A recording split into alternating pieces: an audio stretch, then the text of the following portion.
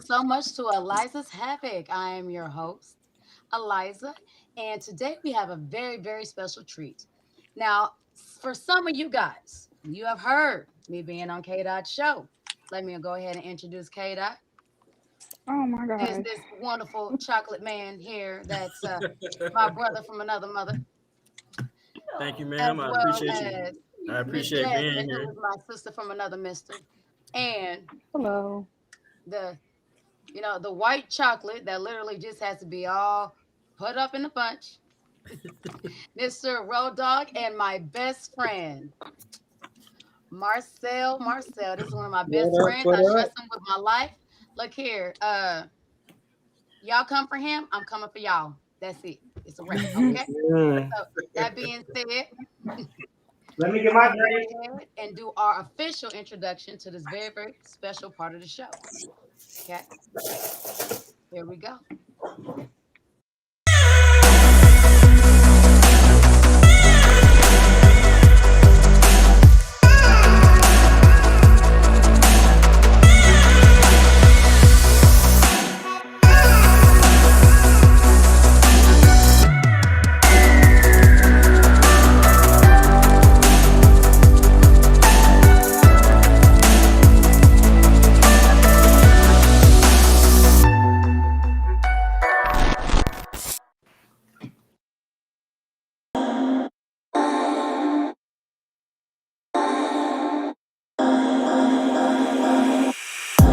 Boy, you had me from the start. By the way you stared, the way you wrote up on me, yeah, yeah. Man, I felt your energy.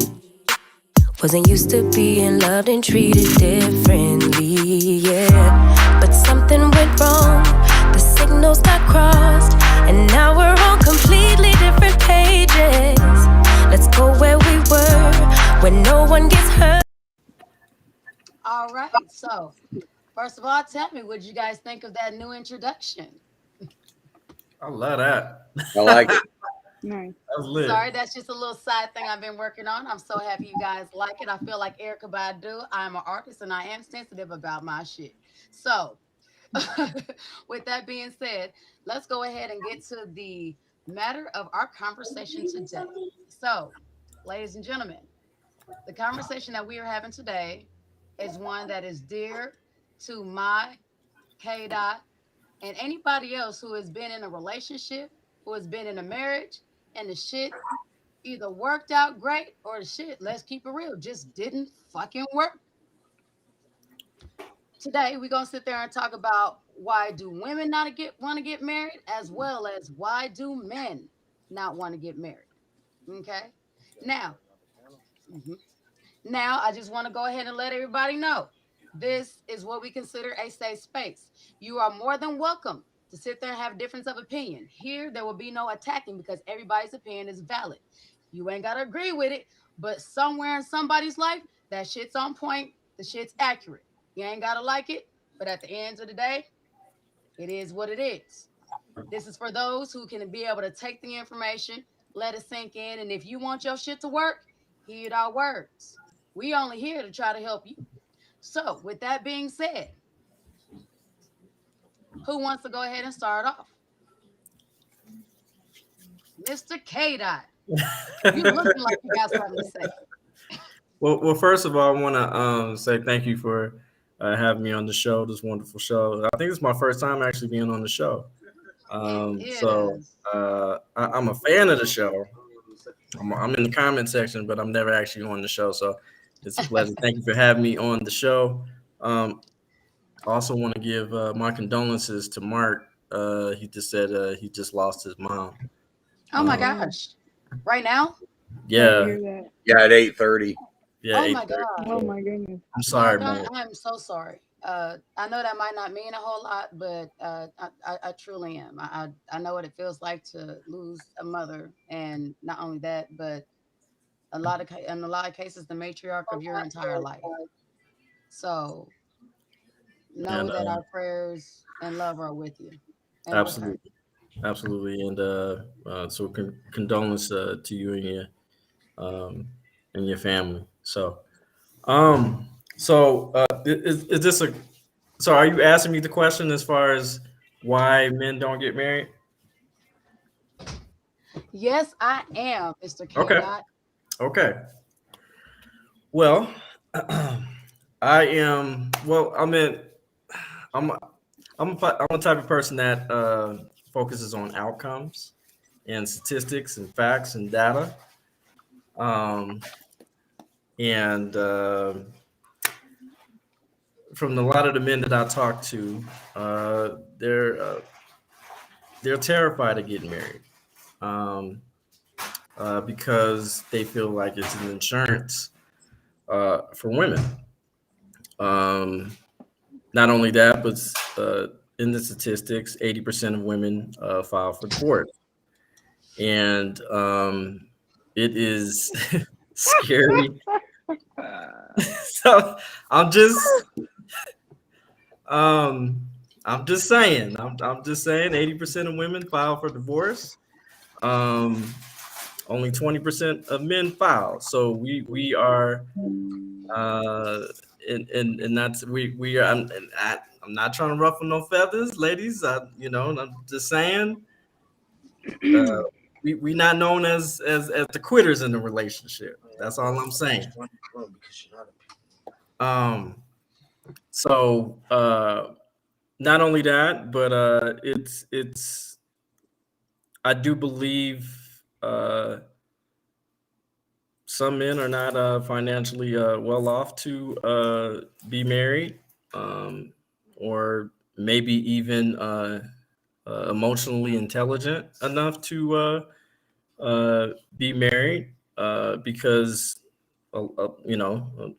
let's just say a lot of men have been raised in a single parent household and they don't know what a husband looks like. They don't even know what a wife looks like.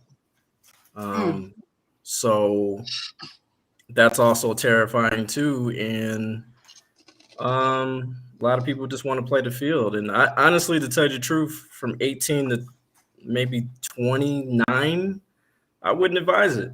I was married at 24. I shouldn't have never gotten married to the person that I was married to. But I don't think I was ready to be married anyway. But I do believe in marriage, and I actually do want to be married. So, but I'm just saying, for a lot of the men that I talk to, they're pretty much terrified. They don't see the benefit for them in being married. So I digress. Does anyone want to rebuttal before I have something to say?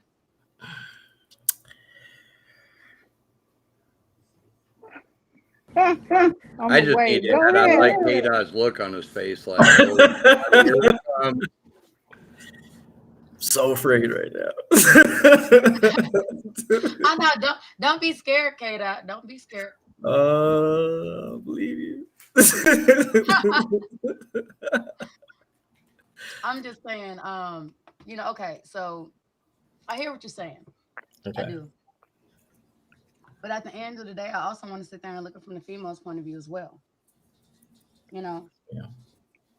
And actually, we were just discussing this not too long ago, that a lot of times we hear that women left first, which I'm not saying, I'm not here to argue whether that's true or not. But I will say is this.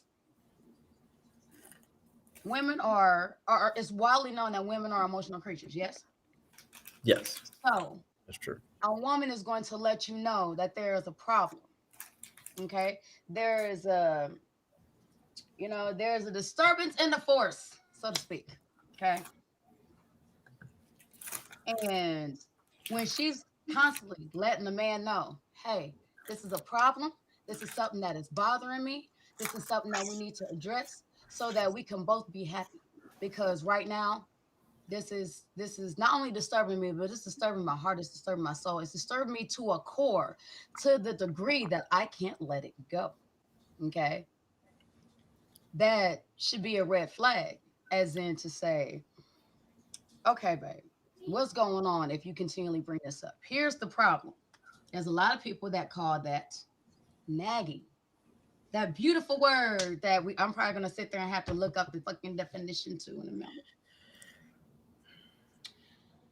A lot of times what men take as nagging is actually not nagging. That is us sitting there and trying to let you know. And then literally you're expecting to fight. And then you think that you're better off whenever a woman doesn't fight, not realizing that by the time a woman's not fighting anymore, she's starting the whole mourning process as far as the person that you used to be, the person she fell in love with, the person that literally is the reason why she's even in a relationship. Once she starts the mourning process, and understand, matter of fact, Jasmine, my beautiful, uh, my beautiful lady that's on my panel with me today. Tell me if I'm correct. And honey, if I'm not, please feel free to look, stop me, say something, whatever you gotta do, boo. Jasmine giving me that evil stare right now, like she finna. Oh, I'm ready. I'm taking mental notes. So you hold on, K Dot. You hold 1 minute. Okay, But my thing is, getting hot in here. Yeah, I'm hot too. oh, Shit. you ain't in hell yet, baby. It's Well, all right. hot. And enjoy Turn the the heat AC. off. Enjoy, no. Enjoy the AC. By the time that women get to this point, we will mourn your ass while you are laying right there next to us. We will sit there and cry over you like your ass is not fucking there. We will sit there and mourn the man that used to fuck the shit out of us, that used to make us come with just in there saying, hey, baby, how's your day? Or that little whisper in your ear, I love you. We will start to cry and mourn and hurt and go through the whole process while y'all just happy because your girl ain't nagging. You fail to realize that by the time once again, women are emotional people. So by the time we leave, we're leaving mentally first. If we are sitting here and trying to come to you 1,000 different ways, some that are supportive, some that are literally just, well, fuck it. Since you don't want me to be loving, here, let me be loud and boisterous and let me do something that's so drastic that it forces your attention on us. So maybe you can hear what the fuck I got to say so we can save the marriage. And you're still like, but man, that bitch won't shut the fuck up. I need to go to the bar. This bitch the one fuck up. I need to go out with the boys. Or I need to do da da da. Okay. She hearing every fucking thing you are saying or that you're not saying. And so by this time, she's already started her process, and baby, she already out the door. So then it seemed like men want to sit there and say, when they realize they woman is out the door, oh, but baby, let me do it. Nah, bro. You had how much time? How much time did we sit there and yell, scream? I mean, shit, in some cases, some abusive cases, throw shit, fight, all kind, because unfortunately we're dealing with relationships. We not only dealing with the motherfuckers that got roses and sunflowers and unicorns and bullshit. We dealing with all of. We dealing with the irky, the yucky shit, the abusive shit, the mental fuckery, all of that, because it's a relationship, regardless. So by the time we get to here, we just like, bruh, we don't even want to sit there and try to put the energy to the shit no more. We didn't sat there and did that. That shit is dead. Not only do we mourn you, but we mourn ourselves and who we were with you, who we wanted to be with you, where we were going with you. We all of that shit. We die too. We die. Not, oh my goodness, we're sad. We cry about it, and then we gonna go out and just live our best life. No, we die along with mourning you and our idea of the relationship we were supposed to have, that we worked so hard for, that we loved, that literally that gave us the initial thought that, you know what, this might be the one, and this might be worth the chance, this might be worth the leap. Okay. So by this time, your woman seeming real cool because she ain't bugging your ass. But baby, I bet she's signing fucking papers. I bet she's sitting there going to that lawyer. You ain't even knowing. She's already sitting there and separating bank accounts, already sitting here making a plan. And it's not really that she was being fucked up. It's just that she tried to let you know you didn't want to hear it. And so K Dot already knows one of my biggest things is accountability. I agree. At the end of the day, y'all can sit there and say women divorce first, but men, are y'all taking accountability as to why and what your part in that, or what the lack of your part was? Once you do that, I guarantee the next time, shit, you ain't gonna have a problem. Oh, I hope not. Some people are hard headed. They gotta bang their head a few times. But Am I allowed to rebuttal? oh, yes, you are. Yes, you are. Let me get my bugles. I'm Um, ready. I'm with the it. saying the last time I checked, it said for better or for worse. Um, and I'm not talking about, again, I'm not advocating for fuckboys or anything like that, or women abusers or anything like that, or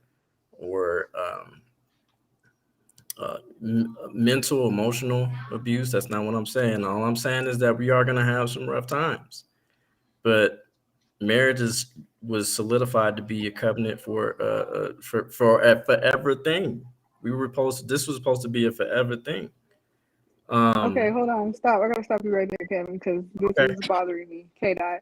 So one of the Issues. first things that you said was that men don't want to get married because they feel like it's insurance for women, but now you're sitting up here talking about it's for better or for worse. Which one is it? Is it insurance or is it for better or for worse? You know I what I'm was saying? I was rebuttaling the 80% thing as far Oh, as okay. that's what I was rebutting. I wouldn't, not the whole topic. Oh, I'm okay. just saying, Okay. don't want to get shot. Okay.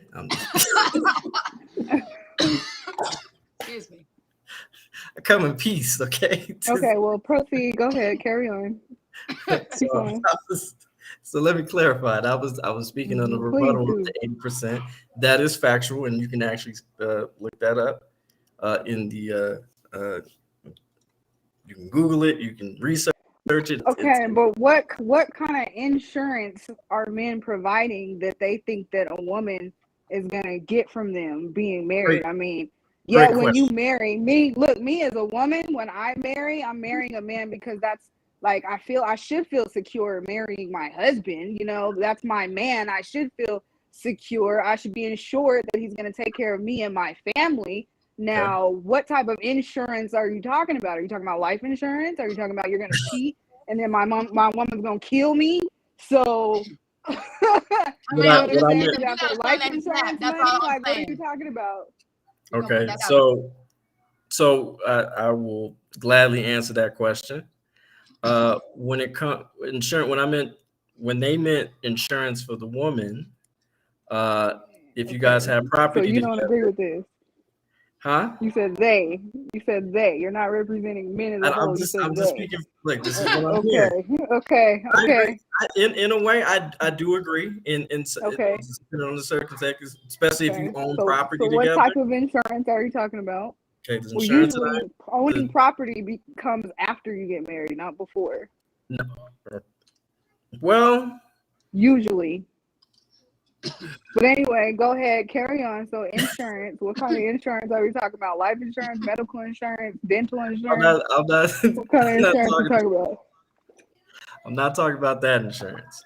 I think they Okay. used it as a metaphorical sense, as far as, just be honest. If they have property together, or if this man is already solidified in his career or whatever, if he's a business owner or any type of things like that, and then they also have children, she gets half, most likely, for the most part. One word, prenup. Divorce is not in the caterings to men, and you get most of the time you get the kids. You get it's not that's not my situation. Thank God, because we're mature adults and we knew what we wanted and we didn't want to be in court. We're both good parents and we split everything down the middle. But right, and you actually went to court, correct? But I still pay child support, so it's really but you still went to court, correct? On the phone, yes, I did go to right, court. But you still attended court, correct? That is correct. And then we over here complaining, oh, she gonna take everything, but then you don't even show up to court. So that doesn't make sense to me. You know what I'm saying?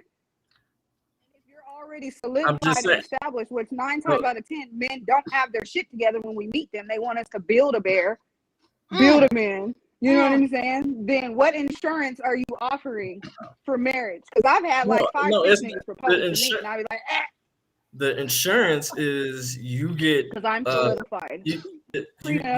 You get child support. Sometimes you get spousal support. Sometimes you get half. and most of the time you get the kids. And usually you have to prove that all that stuff is worthy. You know what I'm saying? The judge doesn't just automatically say, hey, you get child support, hey, you get spousal support. You have to prove your case in court. So But again, men have to prove harder. And No, if you I check agree most with of the that. cases, if you check most of the cases, it that benefits in divorces, it benefits women more than men. I'm just saying. I'm just being fair. That benefits more than men. So that is the reason why a lot of men, well, not a lot of men, this is actually a small portion of men, that don't want to get married. And they're just like, you know what? Or they'll want to get married, but they don't want the government in their business. I've heard that as well. So okay, K-Dot, let me The ask you government something. gonna be, if you file taxes, the government is in your business. I know. Well, yeah, I'm just but then okay, I'm hold just on, saying hold on. I'm just this one I'm hearing. That's The government is always in your business. I agree. Okay? Can't run from Uncle Sam. Okay. Hold on. Here's my thing. We all got the same uncle. Here's something that I noticed and that I heard earlier. K-Dot, did you not sit there and say there is a chance that you will have to pay child support. There is a chance you will have to pay spousal support. There is a chance you may have to pay that spousal support, aka alimony. And then there's also a chance she might get the kid. You know what I heard in all that? A chance. So I don't know about you, but I don't know what here. I'm not gonna invest in any kind of insurance that's iffy. I'm not a gambling woman. Oh, Eliza, Okay? that's cute. That's cute. That's You did that, but okay. I mean, All right, I give you that. I mean, that's what I heard though. And you No, know, no, hold on. I'm not sitting there and saying that for some men that is not their reality. I heavily do believe it is, but I mean, I'm not So gonna can I lie. ask I you? know a lot of guys. I ask you know a a lot of guys that took their baby mama to court and got full Yeah. custody, and she the one paying child support. You know Exactly. what I'm But saying? maybe- So And maybe alimony. where not. there's a will, there's a way. But half the time, men don't have that will. You know what You I'm just- saying? They you don't want just- to make a way. They just be up. I lost. You know what Now I'm you saying? just said They baby don't mama. show up to court. Well, hold You on. just said I'm baby sorry, y'all. mama. I'm thinking about You Halle have a Berry. baby by somebody that's Hold your on. baby mama. I'm Right. thinking about Well, I Halle mean, Berry. Hold on, Halle But Berry I was would, just but married. I don't have a baby. I have an ex-wife Hold because on. she was married to. Baby mama. She's still I your mean, baby she mama. is, but That's your baby's mama. I think. BM, but it's like she's like BM. But is that not respect? Because you said a couple of times. You said you never said baby dad. You always said ex-husband. Yeah. Because we were. I mean, I get you. I did. She was married. I feel you. Yeah. You know what I'm saying? Like, even though we do have a child, I do give her that respect. She's not a baby mother to me. She is the mother of my child, and she's my ex-wife.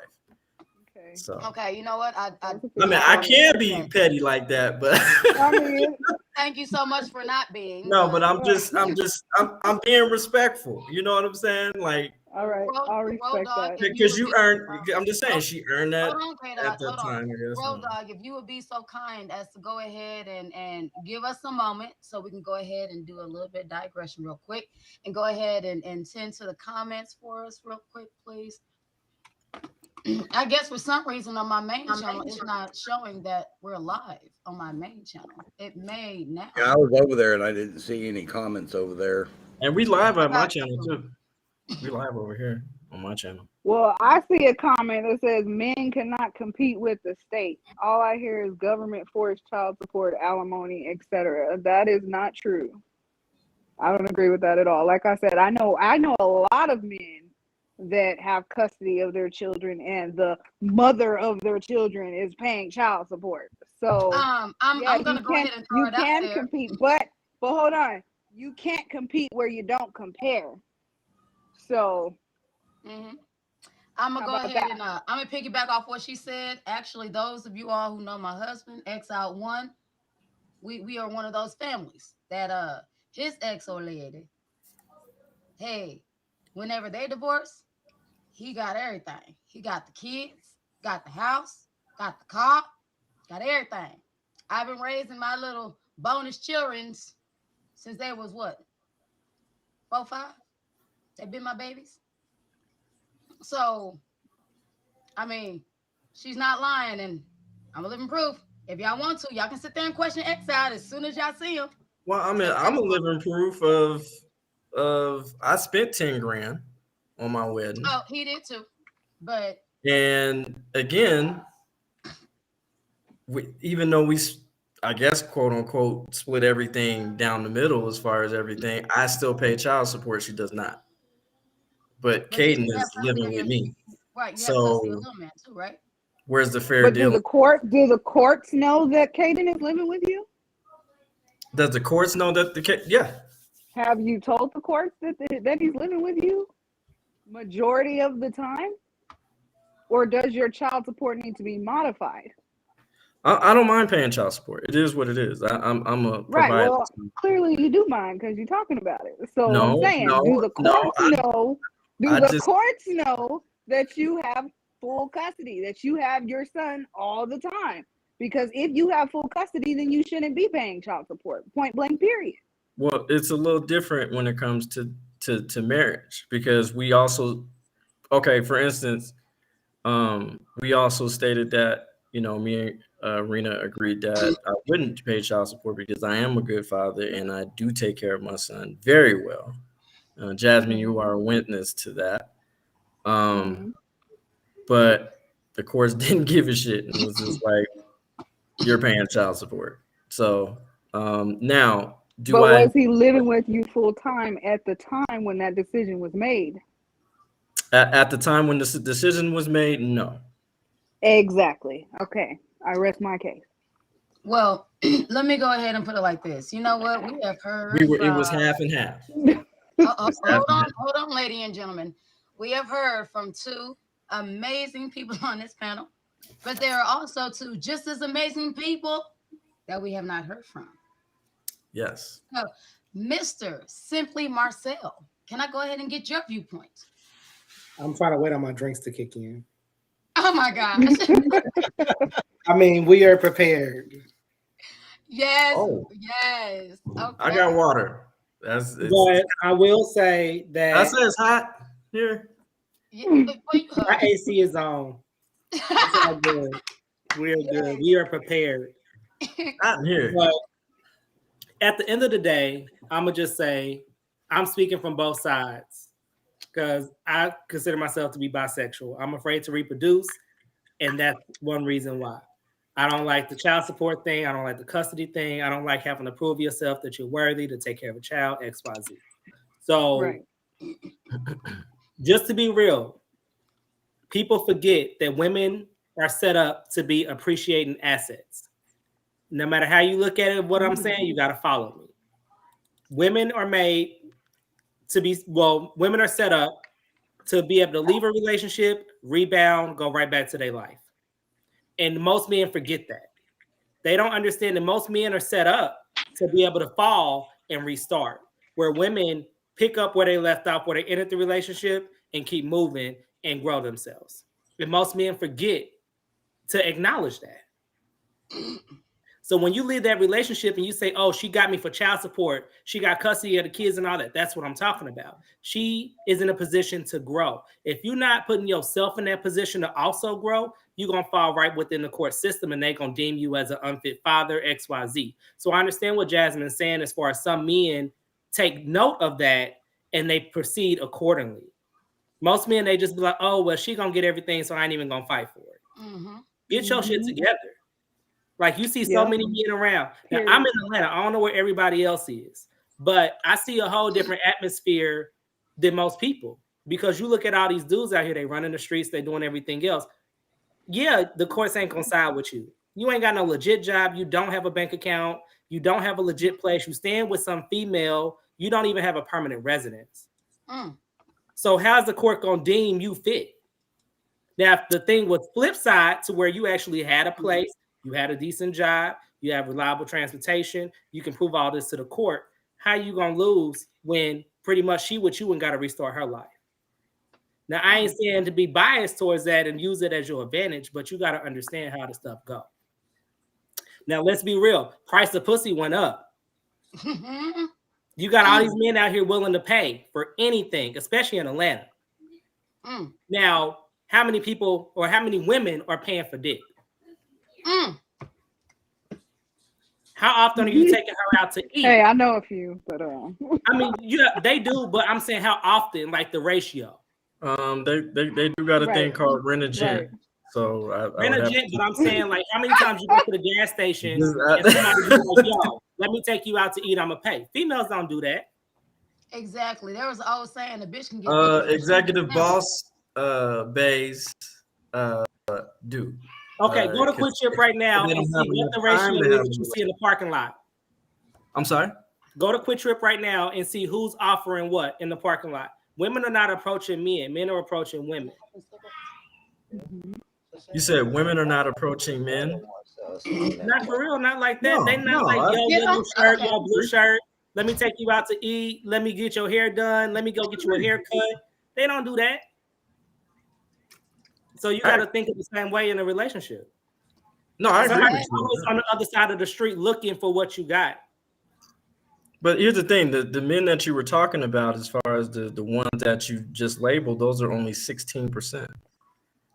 16%. We're talking about 54% of black men are childless and not married, and 30% are actually married with children. So you Google this on this live though. I'm just saying. It seems like the 16% is more broadly put out toward the media, news outlets. White people say it all the damn time. Oh yeah, you got a baby, you got a black baby dad. Does he call his kids or whatever?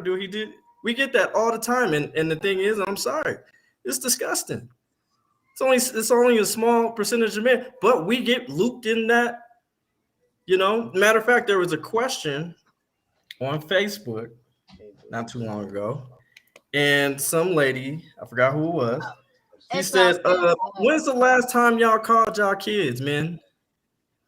And I rebutted. I'm like, I'm sorry, excuse me, miss, that's disgusting.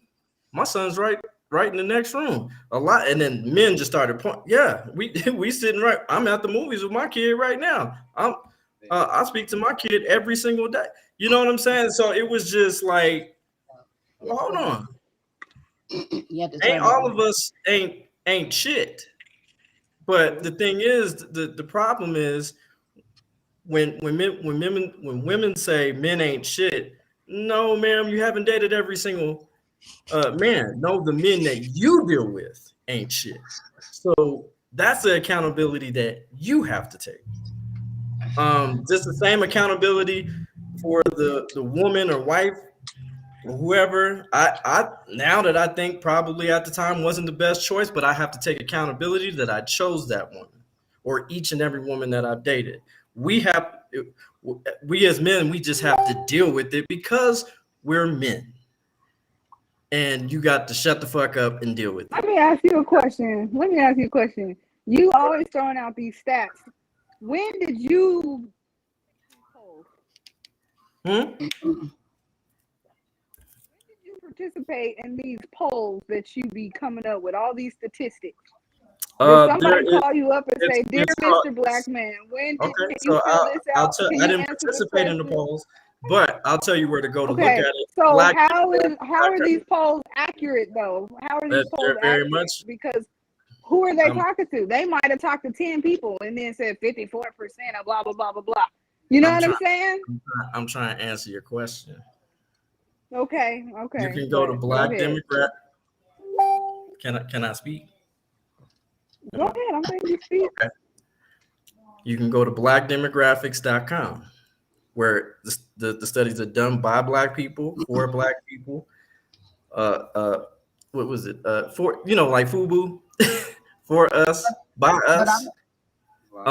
So those are actually done by Black people. They're not done by any other race. They're done by Black people, and these are studies, and these are actually solidified. So you're more than welcome to go to Black Demographics. But who are they studying? Because just like you say, women be Black like, "Oh, all men this," and all niggas, and yeah, but you can't get 200 people in a room and test them and then speak for the whole race. You know what I'm saying? Like exactly. Because I was about to say we sit here and talk about relationships. That's what I'm saying. That's why I said you don't have to believe me. You're more than welcome to do your own research, like I've done. And I see you asked me where I got the information from. I got it from blackdemographics.com. It is a solidified website. Go ahead and do your own research. I'm gonna email them. I'd like to rewind a little bit back to Mr. Simply. Mr. What up, XI? Why is the price of pussy increasing? When the number of men to women ratio, there's way more women there than there is men. That's very true, and that's why men have more choices. That is true. Before I was married, I lived that example. I live that now. So why don't they choose a lovely, wholesome wife instead of running away from trying to get married? A lot when of men there's so many options out here. A lot of men are boys. They're not even men yet. They haven't grown. They haven't matured. And yeah, it does depend on the age. I don't advise any, like I said, from 18 to 29, I don't advise any man to get married, because really at the age of 40, really is when a man is financially stabilized, and whether they're the CEO of Fortune 500 companies or they starting their own businesses, where they're actually wanting to settle down and actually do a bit. I'm not saying every 40-year-old. I'm just saying majority. It would be wise to get married at that particular age, 45 and up. And that's why I didn't get the whole thing when I had seen a lot of younger women with older men. Matter of fact, my cousin, he's 10 years older than his wife. I think 10 or 15 years older than his wife. But he's the breadwinner. She works as well. But he takes damn good care of her. Very, very good care of her. And he don't even think about daddy? He don't even think about another woman. Like, huh? I'm sorry, I didn't hear that question. I said, was that a sugar daddy situation or? No. Mm-mm. Nope. He actually they live together. They're married. They got a house. He helped raise their kids. All of that. I think he has some connection. Oh, okay.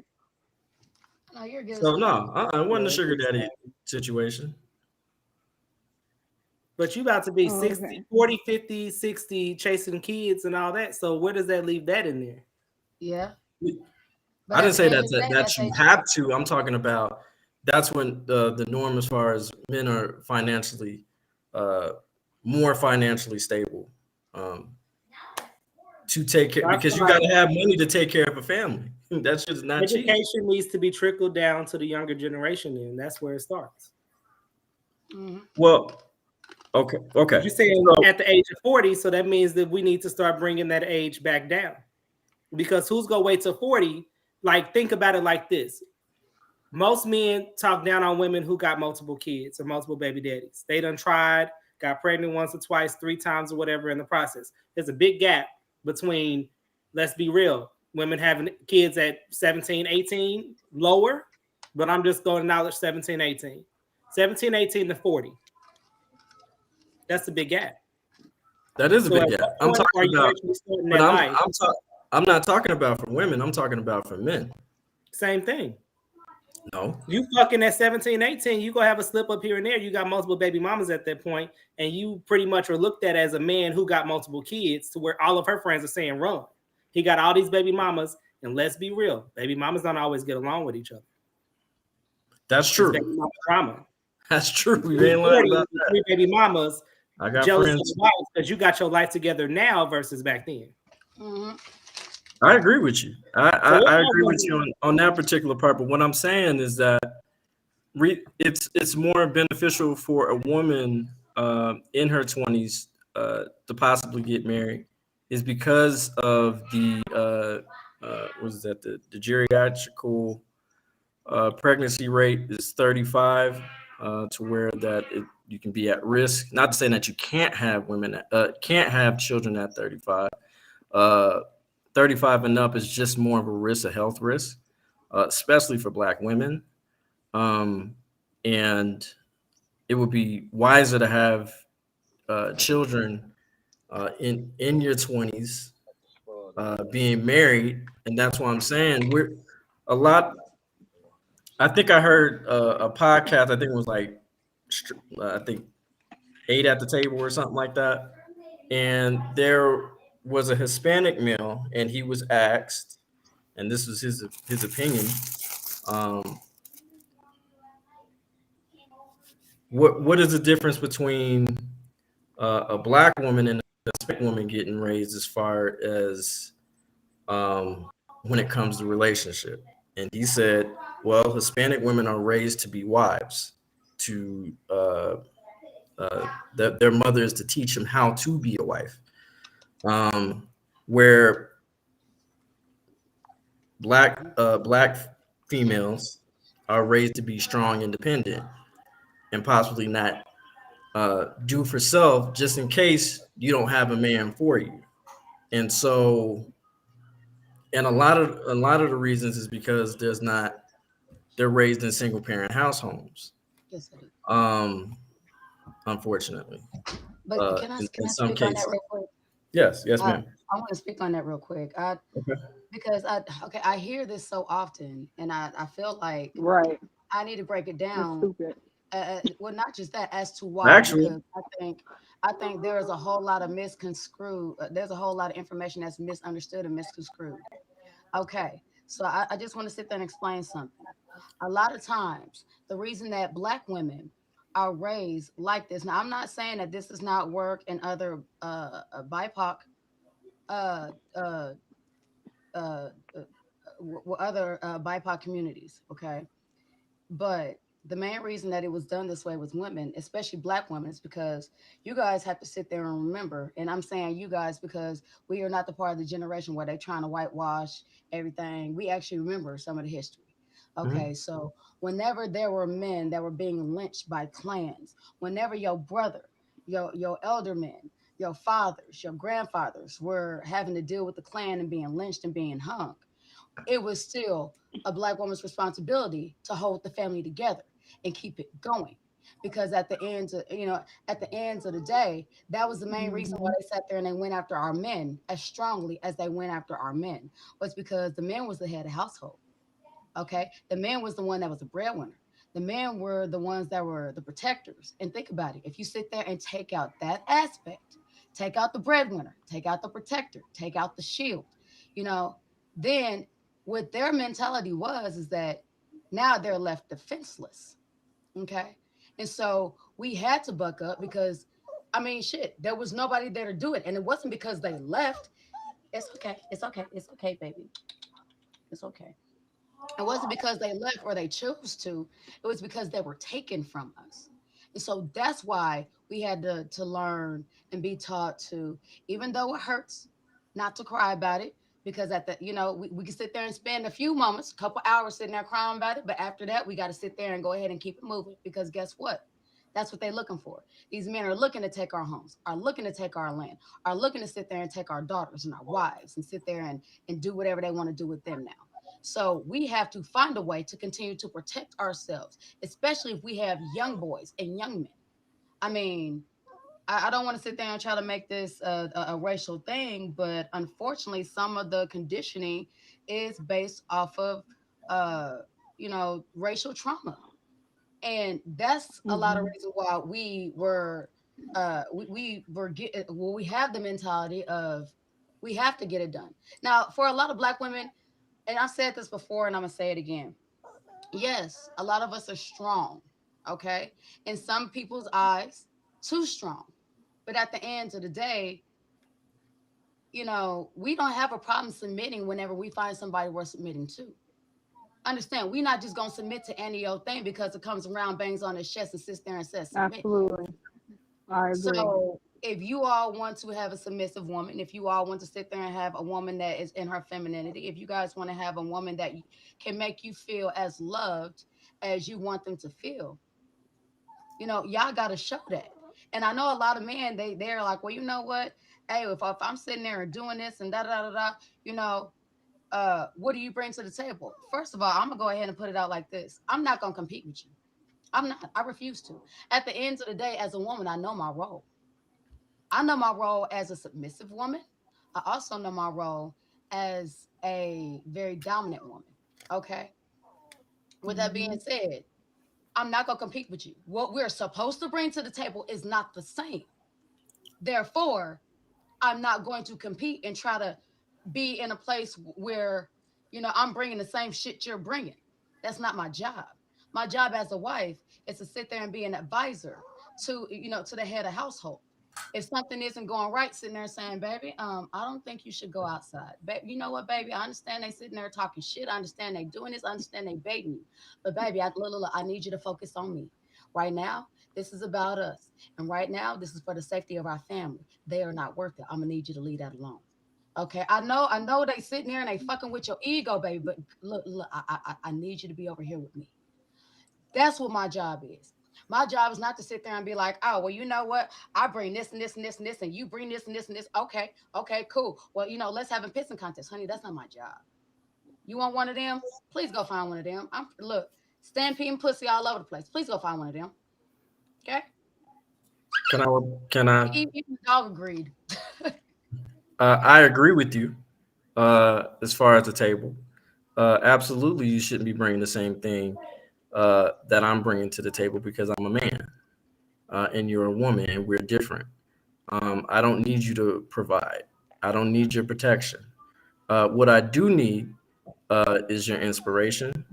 I need your femininity. I need your love. I need your support. Even at times, your wisdom. Women are known to be very wise creatures. And not only that, and you're talking about competing, but if we really think about it, a lot of modernized women are competing against men. There's a question that I asked. I said, single ladies, why is it that you're competing with men but not competing for the men that you want? You want. Not anybody else want, not the girl down the street want, but you want. And what I'm saying, and as far as competing, because a lot of people get, you know, it misconstrued. I ain't competing for no goddamn man. That's not what I'm saying. What I am saying is that cooking, cleaning, rubbing your man's back, being his piece, that is competing. Not saying that you got to go out here and said rubbing his balls too. That's part of competing shit. I appreciate that too. I appreciate that too. You know, shit. and just like men, we're going to be compete. We're hunters. We're natural hunters. So we're automatically we have that competitive spirit. We're gonna make sure our woman good, because if we don't, guess what? We can be replaced. Exactly. So again, I don't think anybody should be comfortable in a relationship. I think we should always strive to be better than we were yesterday. You know, I'm not saying we got to kiss each other's ass or agree on every single thing. No, because I don't want no yes man on my team either. I want to be held accountable just like I'm gonna hold her accountable. You know, that's why I say I don't want an independent woman. If you happen to be independent because you're taking care of yourself, congratulations for being an adult. That's not what I'm saying.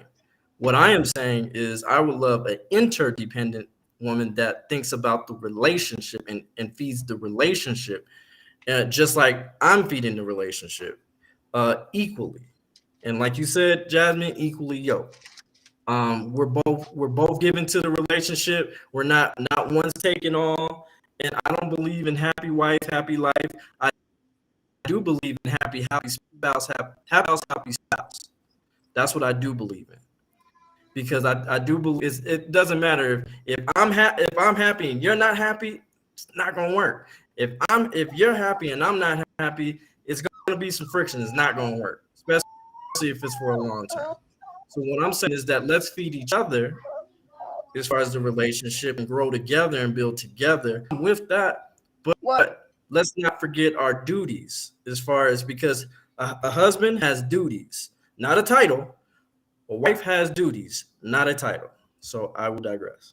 I got a question about that, Mr. K. Dot. Oh Lord, If it's that's hot the in here. case, Bush, if that's the case, here's my question. If it's Okay. happy house, happy spouse, or happy spouse, happy house, however you put it, Okay. then why is it that whenever I sit there and I say that honestly, whenever it comes to submission, to the two spouses to submit to each other, why is that so nerving? Why is it that anytime I say that and I mean it, I seem to hit a nerve? But then again, you just sat there and said that we both should be happy. But that has Wait, nothing to do that. Okay, that has nothing. You said submission. A wife should I don't want to be with a woman that is not going to submit to me. well, Just okay, like hold on. that's Why are you so because, triggered when I sit there and say both should submit? Because honestly, I believe that honestly, when you're dealing with a real woman, a really good woman, honestly, you're gonna submit just like she is gonna submit. And no, honestly, at the end of hold on, at the end of the day, it's all about balance. So therefore, if there is a time where she ever feels like she has to sit there and try to, you know, become like here, let me give you a scenario. If you end up getting sick, okay, and let's say that you're very very ill, okay, because a lot of men turn into children whenever they get sick, okay. you So said if because there's what? a lot of men tend to turn into small children, little Oh, I do. boys, when they get sick, okay. Transparent over So here. so uh with that being said, what if that happens to be the day that somebody decides they want to sit there and try to run up, test your house, test your wife, and you can't do it because you sitting here sick. I mean, you ain't even sick enough you ain't even well enough to get up off the bed, okay? Then when she's gonna have to sit there and do what the fuck she needs to do too. And after she's sitting here and done doing what the fuck she needs to do, and she's sitting here and telling you about it, but of course she's a little angry and shit like this, are you gonna be like, but no, babe, you should submit to me though? Nah, like come on, man. Like I don't know. I find that No. That was cute, but no. that's First of cute. all, physically, you're talking about I'm physically impaired. I'm not even gonna think about submission. First off, I'm gonna be thinking about protecting my home, regardless if I'm sick or not, if I can do it. There's But that part. as a leader, right, the head of the household, I am supposed to trickle that particular knowledge down to my wife, to where it transitions to my kids. I believe in the Second Amendment all the way. But you But thinking what that you have to sit there and explain that to your wife? You don't think your wife has the skills to be able to do that, but she's managed to live her life and she's managed to be here and healthy and okay the entire time before y'all got together, but you think you have to teach her how to handle that? I'm not saying I have to teach her, but what I'm saying is that it wouldn't hurt if she already had the knowledge, because maybe she was taught by her father who's a gun owner. I mean, all right, she knows what she's doing. But what I'm saying is that there is a ranking system in family dynamic. There's God, there's men. Because I'm supposed to submit to God. How am I can't submit to God and to you at the same time. Is what I'm saying. There's a ranking system. There's God, men, women, children. So here's the thing.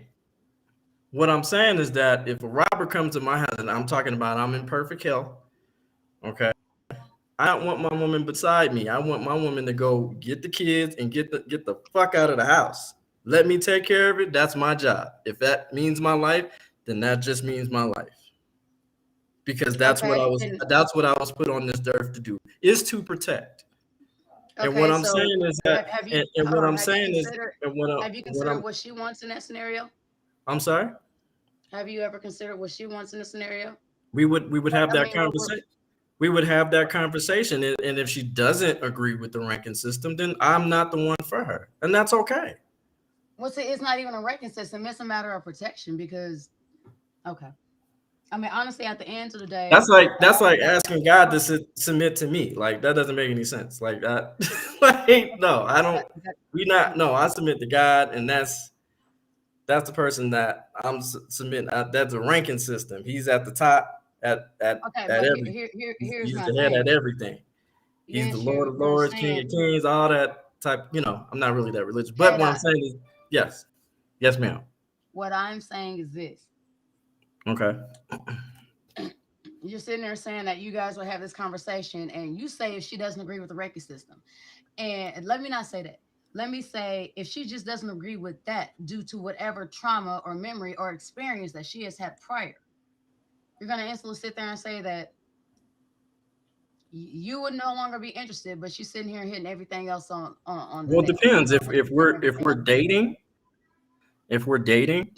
and I'm clearly and I'm taking her on a date, which is actually a financial investment, and I'm giving her my time, which is my mental, spiritual, and physical investment. We will clarify that right there. I mean, it's kind of like if you want to buy real estate and you don't ask the right questions, and you get a shitty property, who's that left on? That's left on the buyer. Correct? Right or wrong? I believe so, but luckily I didn't have that experience. I mean, it might look nice on the outside, but damn, the pipes is fucked up. You know what I'm saying? Oh, well, you never asked those questions. The pipes is, you never got an inspector, and the inspector. What I'm saying is the whole time we've been having this conversation, honestly, you're talking about a woman like she's a piece of property, and it's almost like you failed to talk to her about. We're talking. It's like you failed to talk about her like she is a person. I honestly think that is another societal construct that has been built. Because so many times, we've already sat there as a team. When I say as a team, I mean the black man and the black woman. Once again, I sit there and trying to make it racial, but I'm just sitting there trying to prove a point, y'all. It's really been looked on us like we weren't even able to, we were animals. We were less than. We don't have a mind and we don't have opinions. And even if we do, they're not important. So then it's like, okay, so you sat there and took the power upon yourself. So now you can be sat there, you can be seen as somebody that in your mind is worthy, which is great because I would never take that from somebody else. But you talk about her, your woman, as in a piece of property. And you have to remember, she is a person. She has opinions. She has a thought. She has mind. She has her own experiences. You're sitting here saying y'all can have a conversation. But if it's not matching up to par, exactly everything to allow you to honestly, in a lot of women's minds, now this might not be how you interpret, but this is how a lot of women are taking it from the way you are putting it, from the way you are utilizing your words. And a lot of people's minds, they are supposed to be property, aka seen, not heard, aka looking pretty on the side, but at the end of the day, I mean, shit, they're just supposed to sit there and do what you want to do, and it then becomes a control of power. And let's be 100%. A lot of women ain't willing to give up no power, just like men don't want to give up any power. And I think a lot of women, that's one of the reasons. And to rebuttal that, I didn't say anything about property. I didn't say that they were property. But if we want to go there, we're talking about the sexual value marketplace. Okay. No, we're not. Hold on. Wait. And the reason why I say that, is because what's that famous phrase that we say, right?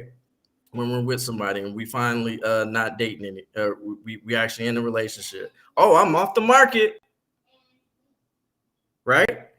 We're talking about the sexual market value place. That's what we're talking about. I am making an investment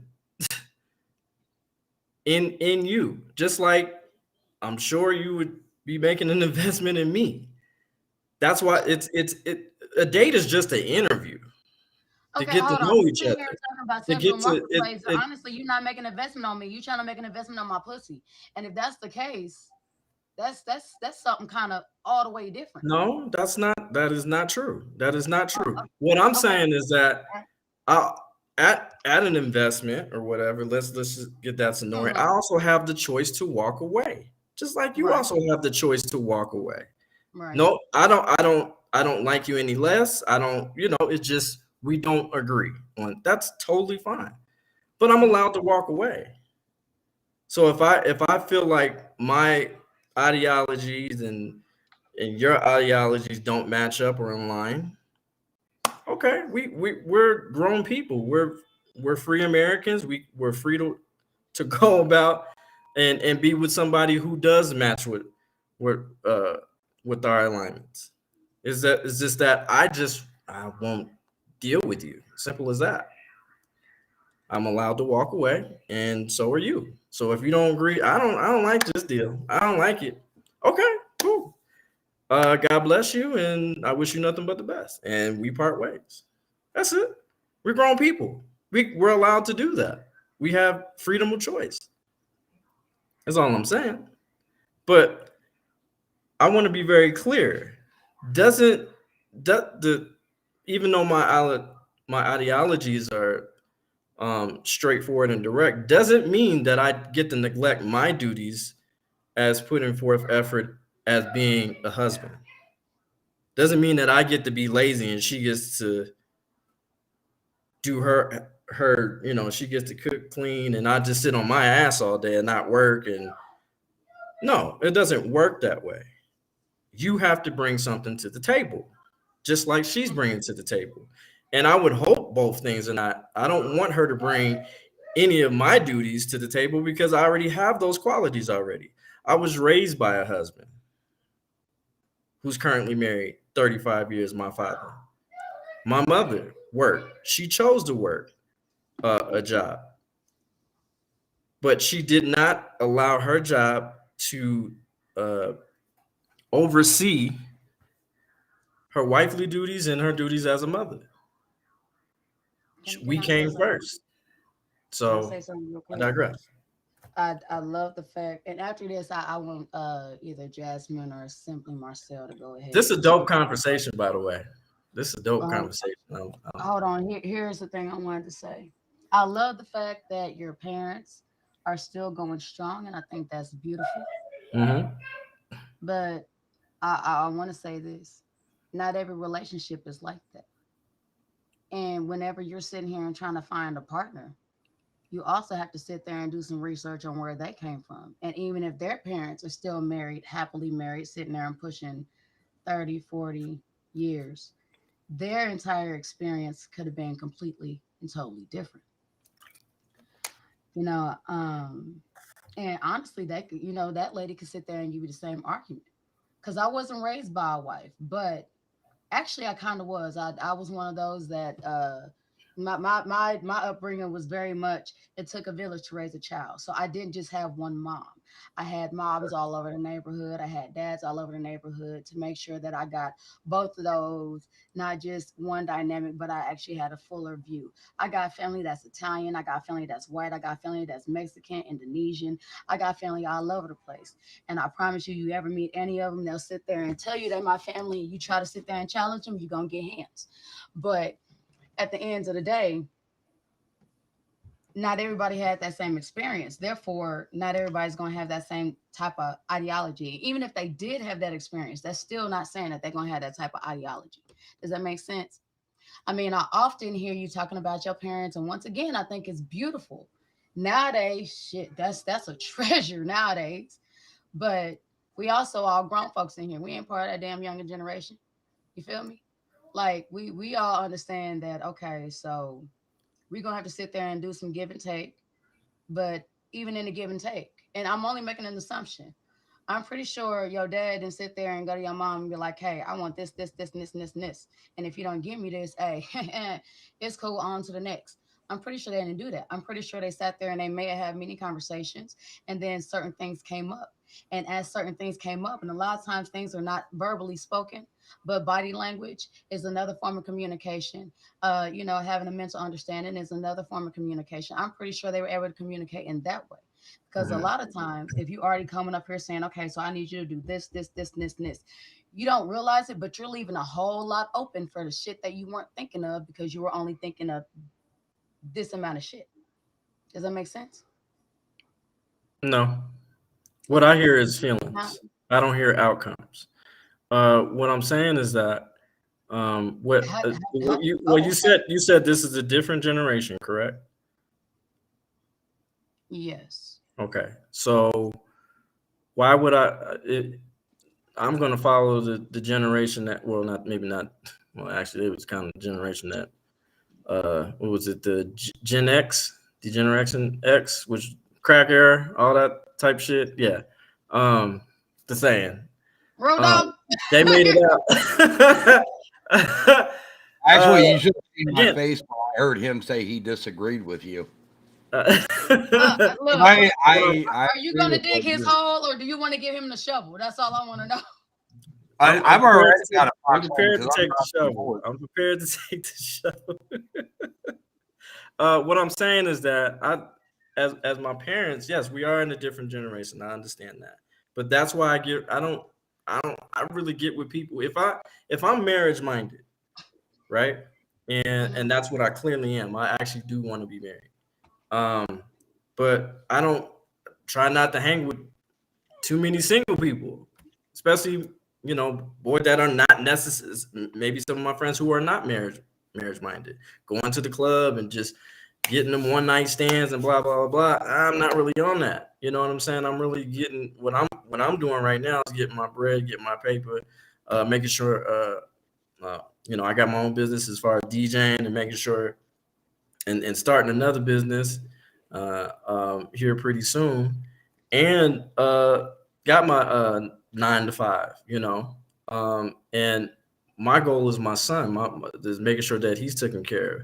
But as I'm doing that, I want to be able to make sure that I'm building the foundation, that I got enough income to take care of a family, which I do. I have enough money to take care of a family.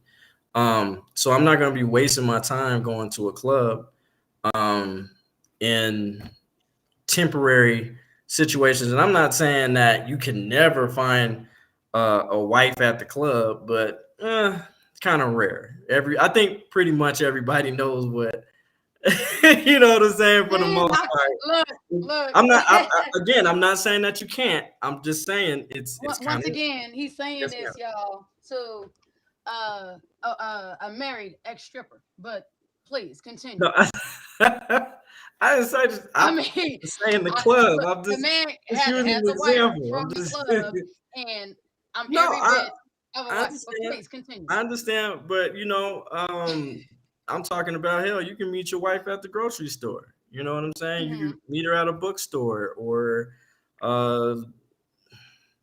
not really a church goer, but possibly church, or but then again, some of them women be wearing they be going out clubbing Saturday and they be wearing the same dress that they were on Saturday to Sunday. But that's neither here or there.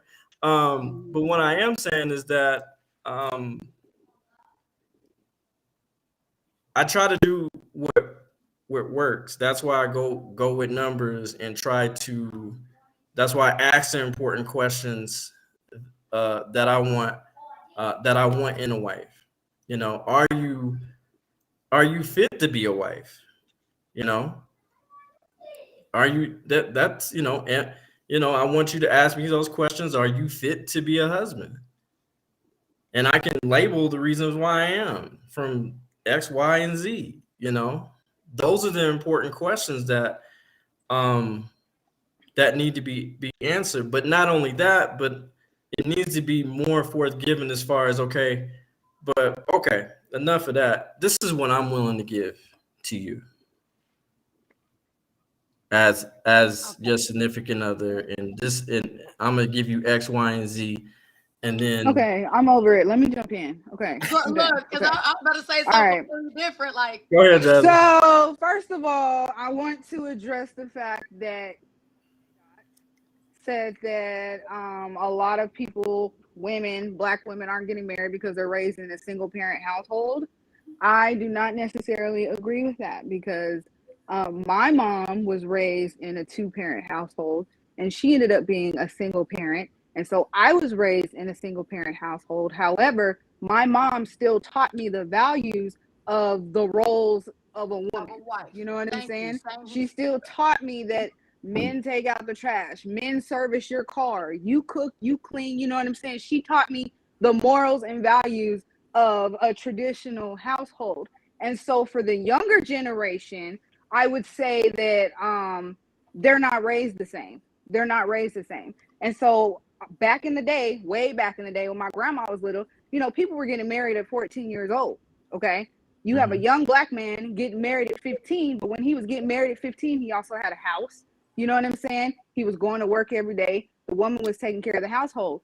Nowadays, black men aren't raised to be husbands. You know what I'm saying? Just like a lot of women aren't raised to be wives. You know what I'm saying? And so me, you know, I'm 35 years old. I'm a strong, independent woman. I have businesses. I have, you know, I'm set. Okay. And so a lot of men are intimidated by me because they're like, oh, you know, she's too strong-minded, too strong-willed. But here, check this out. I don't want to be strong all the time. I want to throw in the fucking towel sometimes. You know what I'm saying? I want somebody to say, baby, I got you. Don't worry about that. You know what I'm saying? And so until that man comes along, I will continue to be a strong, independent black woman. But when that man does come along, I know how to submit. I know how to serve my man a plate before I serve the kids. You know what I'm saying? I know how to be soft and rub his shoulders. You know what I'm saying? I know how to do all that. But a lot of the time, men are expecting women to act a certain way and audition for this role, but they don't want to do their part. You know what I'm saying? A relationship goes both ways. It's like a plant. You know what I'm saying? You got to water it. You got to grow it. You got to take care of it. If you don't, it dies. Point blank, period. You know what I'm saying? And so, but to be fair, didn't I say that? I feel like people are not on the same page, and that's why marriages don't work. You know what I'm saying? I feel like, personally, from my point of view as a woman, that a lot of men always have a backup plan, or they always be, you know, playing games and, okay, well, just in case this don't work, I'm gonna keep Keisha and Ashley and Jessica in my back pocket. You know what I'm saying? Like, loyalty is a big thing for me. Okay, for me. I'm not speaking for all women, but for me. If I can find somebody that's loyal, then we can move forward. But until then, you know what I'm saying? Like, I'm okay with being single. I'm okay with being by myself because I have a saying, I could do battle by myself, but when I'm by myself, I'm winning like a motherfucker. Okay. So sorry, that's all I had to say about that. Okay. Okay. So let's not. Okay, and to go with that, as far as what you had stated, I stated that as far as men playing their role, as far as not, but they're actually executing their duties. I did state that. I didn't just say. One more thing. I didn't just say. Don't no woman want a man that she can't learn nothing from. Okay. So that's if a woman is out of your league, leave her the fuck alone. Period. That's what I'm saying is that's what, and I also mentioned leadership. You can't lead a family if you don't know what the fuck you're doing. You know what I'm saying? You have to be a leader. You know, I want to be very clear. Women control the access to sex, and when a child is born. Okay, but before you start, before you start with all that, because we already know how that part's gonna go. I'm gonna let you say it in a minute. Okay. Before we start with all that. Well, you actually agree with me on that particular part because I said because if they don't, it's called rape. I mean, it is. It's called rape. If yes, it is. If y'all don't give us consent, it's rape. That's what it is, and that's not okay. And that'll never be okay in my book. Okay, hold on. Somebody in the comments said being alone is winning like a motherfucker. Really? Yes. And let me explain that. Okay. When I'm by myself, I have a wonderful bank account. Okay. I'm not worried about who's cheating on me. I'm not worried about why so-and-so is flirting with so-and-so on Facebook and Instagram. You know what I'm saying? Like, when I'm by myself, I'm focused. I'm like driven. You know, it's just me and mine. Okay. When I'm in a relationship, of course, you're supposed to invest time and energy into your partner. Okay. That's equal balance. Okay. You can't be in a relationship and not think about your partner. That just comes with being in a relationship. You know what I'm saying? And so when I'm with somebody, of course, I'm going to invest time and energy into someone. And so when I'm investing the wrong time and energy into somebody, then of course that goes wrong, that goes bad. But when I'm by myself, I'm like, okay, I don't have them fucking problems. Like, my friends call me and they're telling me that their man is cheating on them. I'm like, that's why I'm single. You know what I'm saying? Thank God I'm single or whatever the fuck, you know. Can I say something to that? Okay, so you said you talk about your money and I get it, and you are well off. I'm proud of you. I remember when I was right on that red couch and you told me all your plans, and I'm incredibly proud of you. But what I'm saying is that money ain't fucking you at night. That money ain't keeping you warm. That money ain't telling you. I'm talking about that shit. I don't even think about sex. That's men shit. That's men shit. You know what I'm saying? Like, right. I mean, shit, I'm sorry, but if we're gonna sit there and talk about that, sweetheart, that money can give you access to them toys. And I don't know about exactly. Okay. The money is buying me a dildo and go to a sex shop. They got a whole row specifically for ladies. That's if they don't have. This is all I need, and I'm good. Put a smile on my face. Have a nice fucking day. I'm good. You didn't let me finish. You didn't let me finish. You didn't let me. Go ahead. And my blanket keeps me very warm at night in my king size bed built for a queen. But go ahead. Keep going. I'm listening.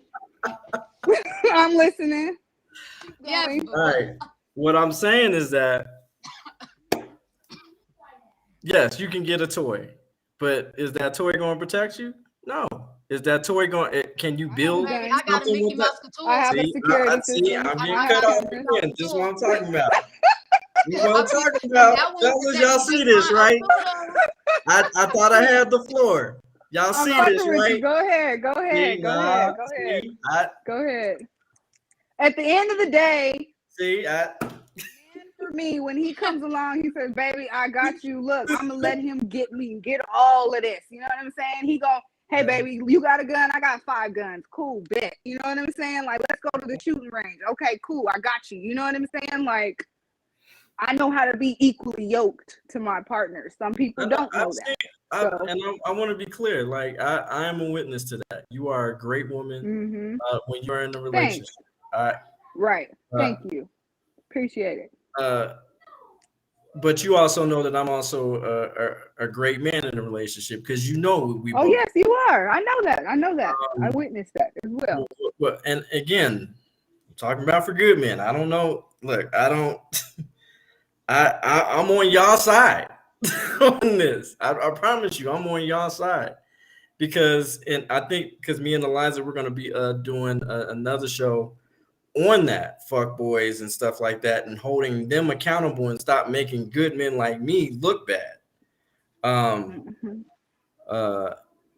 Well, I mean, you can't keep doing the same shit and expect different results. Yeah, I'm just saying, like, at this point, I'd be like, leave me alone, shit. I hear, but what I'm saying is that and I understand, but you gotta start kind of like kind of looking at yourself a little bit as far as accountability of the men that you pick, and the like same as far as me. As far as now, okay. Now, did I throw about my last relationship, Eliza? Did I throw her under the bus, or was I respectful? You were very, very respectful. Thank you. And did I take accountability? Yeah. Well, yes, you did, because you sat there and explained to me what happened. Yeah. Again, that's what grown-ups do.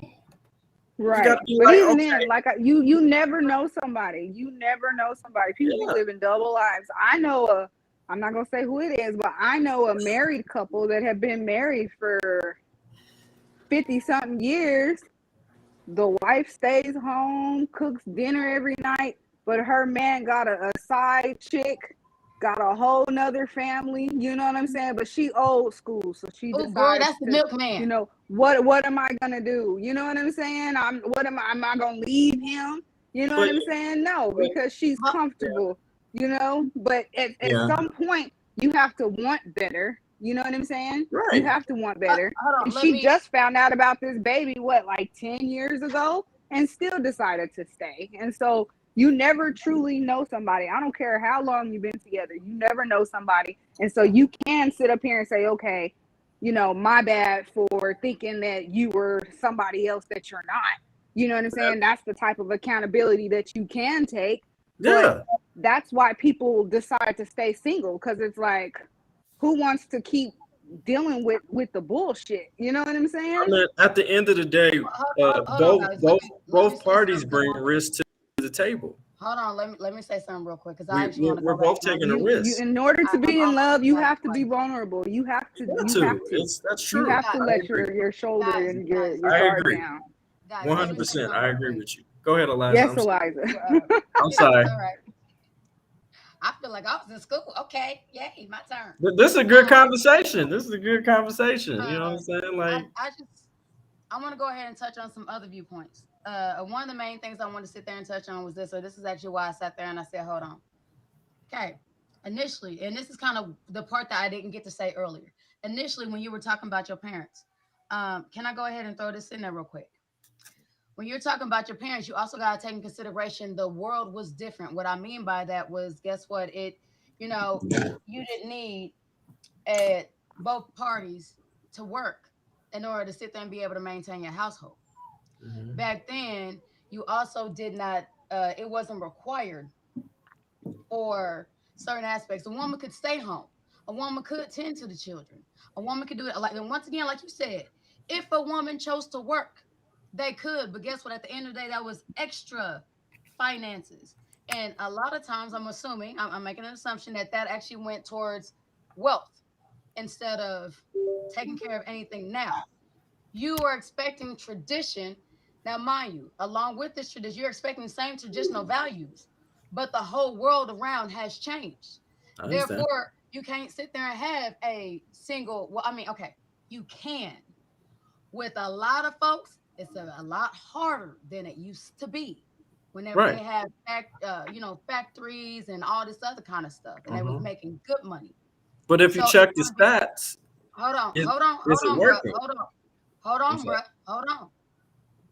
At the end of the day, do you know how hard it is to sit there and find somebody that got a single family income? Not only that, but how hard is it to sit there and now get a home? It don't matter if it's in the hood or if it's in the Bahamas or we'll say Bel Air. Okay. How hard is it to sit there and off that single family household? How hard is it to obtain a home or to build a house from the fucking sticks, for that matter? I don't know. I can't say that it is hard because I bought a house at 29 being a single parent. You know what I'm saying? And so where there's a will, there's a way. You know what I'm saying? Where there's a will, there's a way. It might be hard, but it's not impossible. You know what I'm saying? And once again, I never said it was impossible. I just said the likelihood of it being done now, to the extent that it was done back then, it was done a lot more common. It was I'm not going to say a bit easier, but it was a lot more known because a lot more people were able to have access to what was needed. Now, we do not have access to a lot of these things. Now, we have the schools that are not teaching properly. Now, we have our entire country, not the entire country. We'll sit there and say a large percentage of the world's populace that are constantly overstimulated by looking at shit that gives you an attention span of max 3 minutes. This is in commercials, TV shows, everything else that literally is this, to where you can't even sit there and find your own peace to be able to sit there and try to come up with a game plan unless you really, really want it. Let's be clear. Some of us are majorly ambitious. Unless you really want it, right? But on average, how hard is it for somebody to sit there and do that? To sit there. I won't even say we don't have access because Google is at your fingertips. Just how K-Dot be over here finding all these damn stats. Well, yes, you can do anything you want to do. You know what I'm saying? I feel like it's a lack of resources and a lack of education, but I'm not going to say that we don't have access to it because we do have access to it. But again, that goes into your upbringing. I was raised on a computer. You know what I'm saying? I'm not. Hold on. I'm not saying access. I'm saying likelihood. And the reason I keep saying likelihood is because the type of lifestyle that he wants is the type that his parents had. What they had, there were other variables at play to allow his parents to have the type of lifestyle that they had. Those variables are not here in the same amount of abundance that they were at one point in time. So it's going to be a little more difficult. Not saying it's impossible, not saying there's not accessibility to it. I will say it will be more difficult. harder. You might have to be a bit more creative in order to sit there and to be able to attain these type of goals.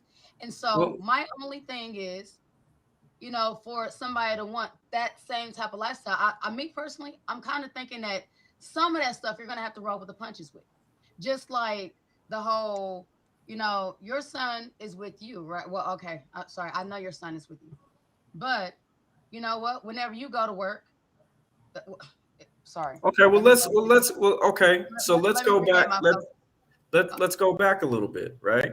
Um, the night. Let's go back to the excuse me, 1950s and beyond. You know, when black families were actually together, they were more together, right? We were segregated, and we didn't have as much rights. But did we build more? Did we have generational wealth? Absolutely. We also had 1921. As communications that we far don't have. We as had far communities. is what I'm saying is that were they allowed to back then? Were they able to pass more stuff back on to their children? Absolutely, because we had the 1921 uh, Oklahoma massacre that happened, which fucked a lot of our shit up because we had our own police force, we had our own doctors, we had our own bus stations, we had everything. We didn't need Our own things, our own gas. Yeah, we we had didn't everything. we didn't need white people for anything. But then you get to the 1960s where the feminist movement was adopted to the black females, and in the 1970s where the welfare also happened, to where that the black man could not be in the home, or Right, any and then man that's another really, aspect but of that we anybody also on have that we're welfare. dealing with now. You were Yeah, not allowed to have a man in the home. And so who became Big Daddy? Uh who became daddy? It was the government. And so I'll give you an example. uh, My but see, my you're kind of friend. saying you're just saying the same thing that I was trying to say. So I mean, like with your whole ideology, which once again, I'm not going to say I agree or disagree with. I mean, a lot of it I do agree with, but some of it I don't. But with your ideology, with all of these things that are also in play, because obviously the government has sat there and saw how powerful it was to sit there and have families together. Now it's not really so much a BIPOC community, but honestly, it's every community. Because now when it comes to that, it's not so much about your color; it's more so about your financial status.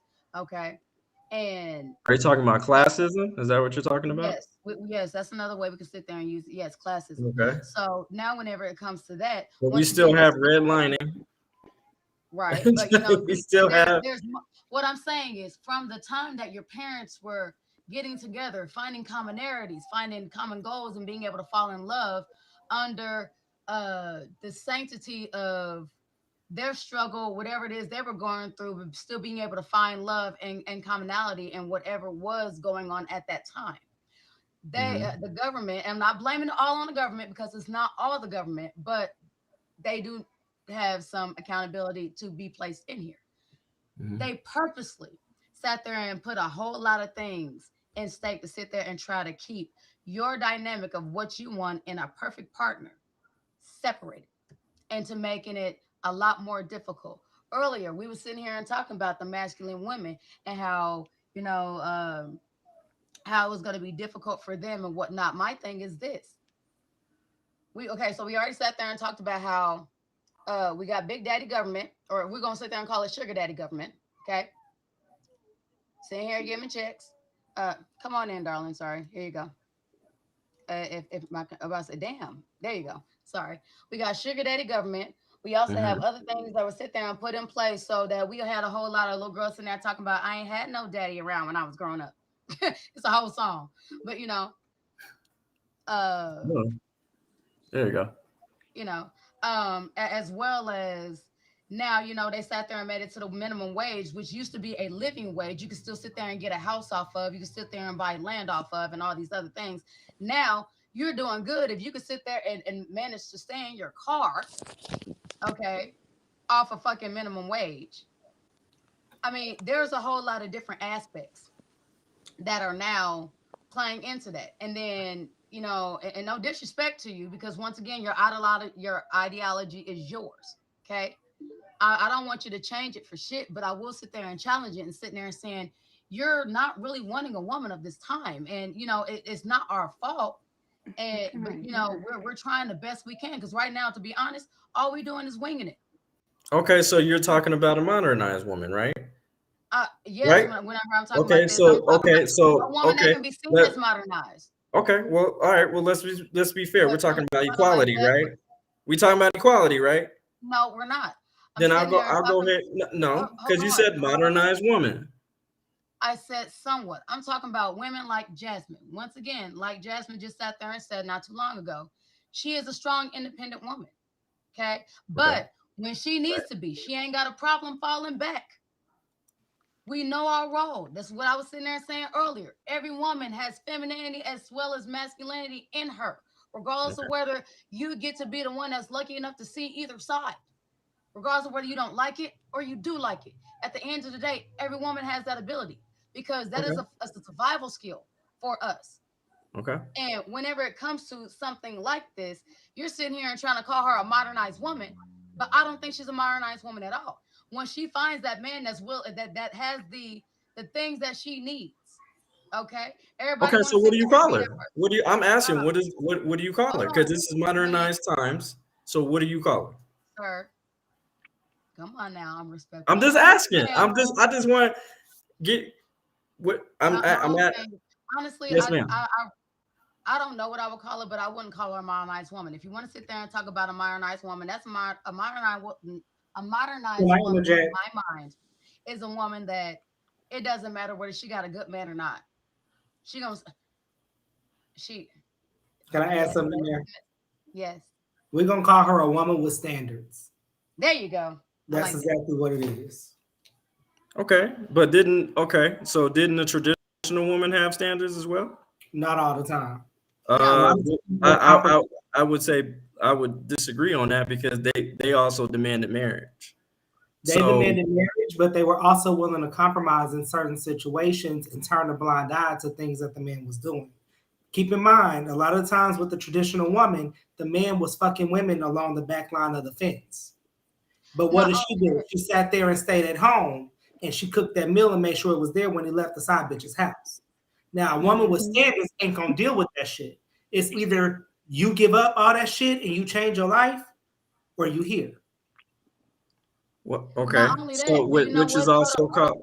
Okay. Hold on, Kata. I just want to piggyback real quick. Not only that, but you know, the traditional woman was also the woman that was sitting here and getting beat on.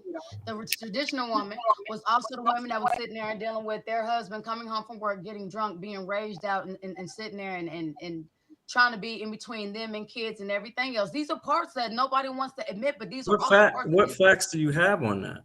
I'm not saying that didn't happen, but I'm talking about majority of. So you're saying majority of traditional women get beat on? I don't agree with that. A lot of the older women just have casual chats about their marriage, their past relationships, all of that. Most of them will eventually start telling the things that they've dealt with over the time. And most of the time, if you ask them for the recipe of marriage, they will most likely say, when things go bad, you stick there.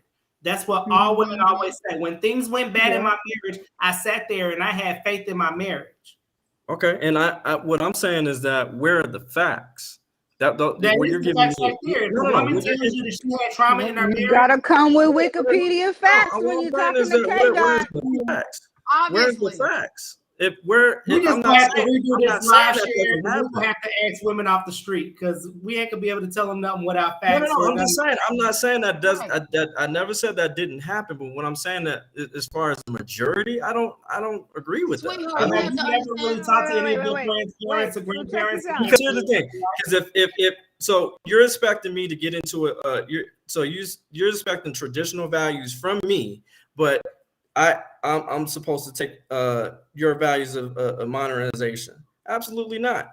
So when I take you out on a date, you go ahead and I would like to have my door open, and then I would also like to have my seat pulled out so I can sit down. Is that fair? Is that because I'm giving you modern? I think it has to do with how you're raised and your upbringing. Hold on, darling. You're sitting here and talking about you want a traditional marriage, but you also got to understand traditional marriage, they compromise. You were sitting here and talking about you want certain, and you're not willing to compromise. So I never said I wasn't willing to compromise. I never said that. I never said I was never. Okay, That's a sorry. I lie. don't want to put words in your mouth. That is. I never said I was willing to compromise because I will take accountability for that. I may have misunderstood and put words in your mouth, and if that is the case, that K-Dot is very that compromising. last statement. I do compromise. I mean, you can't, because here's the thing. I know that I can't have it all. Women need to understand that they can't have it all either. And there's a thing called choices and trade-offs. Okay, but and that is compromise. The first thing you want to do is compete with another woman. You want to sit there and try. No, I don't want to. No, why would I want to compete with a woman? That doesn't make any sense. I never said that either. Sir, you literally just sat there and said, "I know I can't have it all, but she can't have it all either." Why was that even needed to be stated? At the end of the day, you're only talking about you.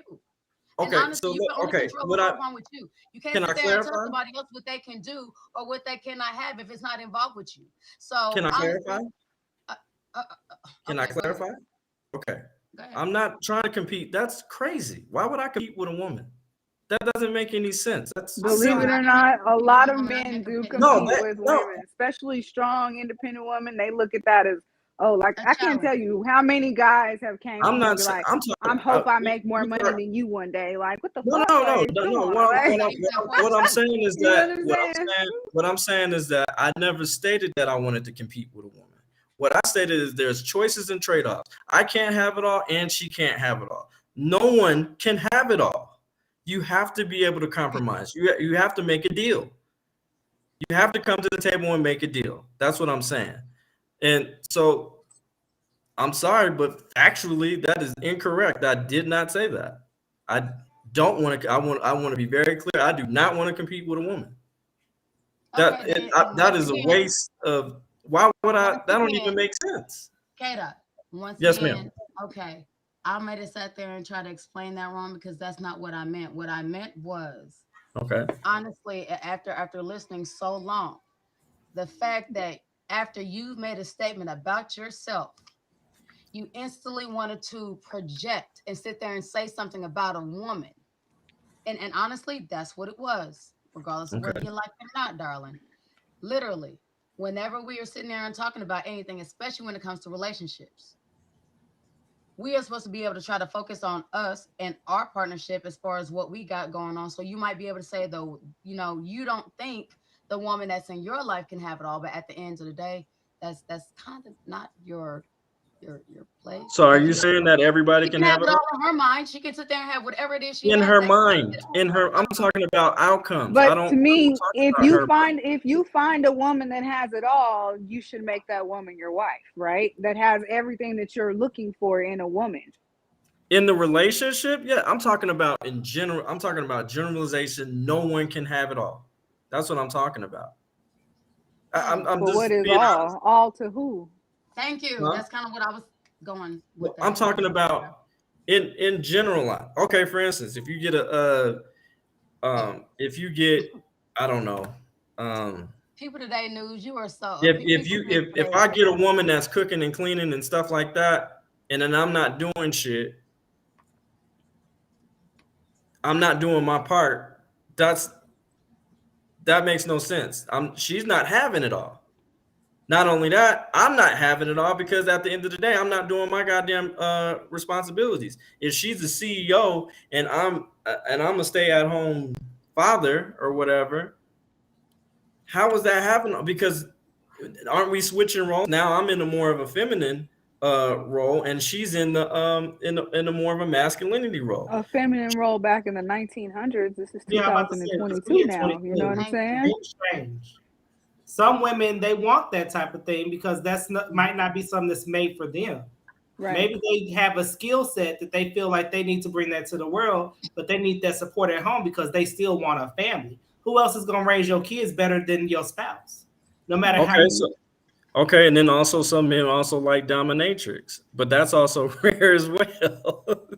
Something for everybody. That's the main thing that you got to look at. There is literally something for everybody. Not everybody thinks the same. We're in a whole new era. But we're talking about a generalization. We're talking about a generalization.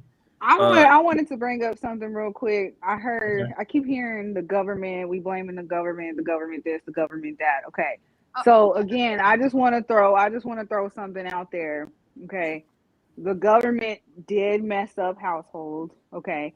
But at what point do we take accountability and say, I'm not going to be raised on welfare. I I'm agree. not going to be a That's the statistic. I accountability You I know agree what take. I'm with you. saying? Exactly. At Yes, what baby. point do we say, fuck food stamps? You know what I'm saying? Fuck child Exactly. support. Like, when do we say, okay, I'm going to be better than that? Now, again, that has to do with your upbringing. I have family members that are on Section 8. And do you know that if you have if you are on Section 8 and you have a child, your child automatically gets Section 8? You know what I'm saying? And then if they have a child who that child has a child, they automatically get Section 8. You know what I'm saying? It's conditioning, but they're also accepting that. Right. Why don't I you agree. want better for yourself? But that's You know what I'm the thing. saying? We're passing down Section 8 instead of passing down generational wealth. And that's the Right. conversation that we need to have. Again, that has to do with your upbringing I and how agree. you're raised. You know what I I'm saying? agree. Just like 100%. the whole thought of marriage has to do with your upbringing and how you're raised. And honestly, I could say not 100% it has to do with that, because I know men that were raised in 2-parent households. Parents are still together, but they beat women. You know what I'm saying? Mhm. I know men that are raised with both parents still together, but they out here sleeping with 10 different women at a time. You know what I'm I saying? And agree. so again, we have all these statistics, we have all this data and stuff, but at the end of the day, it has to do with the individual and what they thinking and what comes to their mind. You know what I'm saying? get, Because we're all different. We all have our own thought process, and what's for you may not be for the next person. You know what I'm saying? So Not Okay. only that, can I piggyback off you, Jasmine? Not only go that, but ahead, please.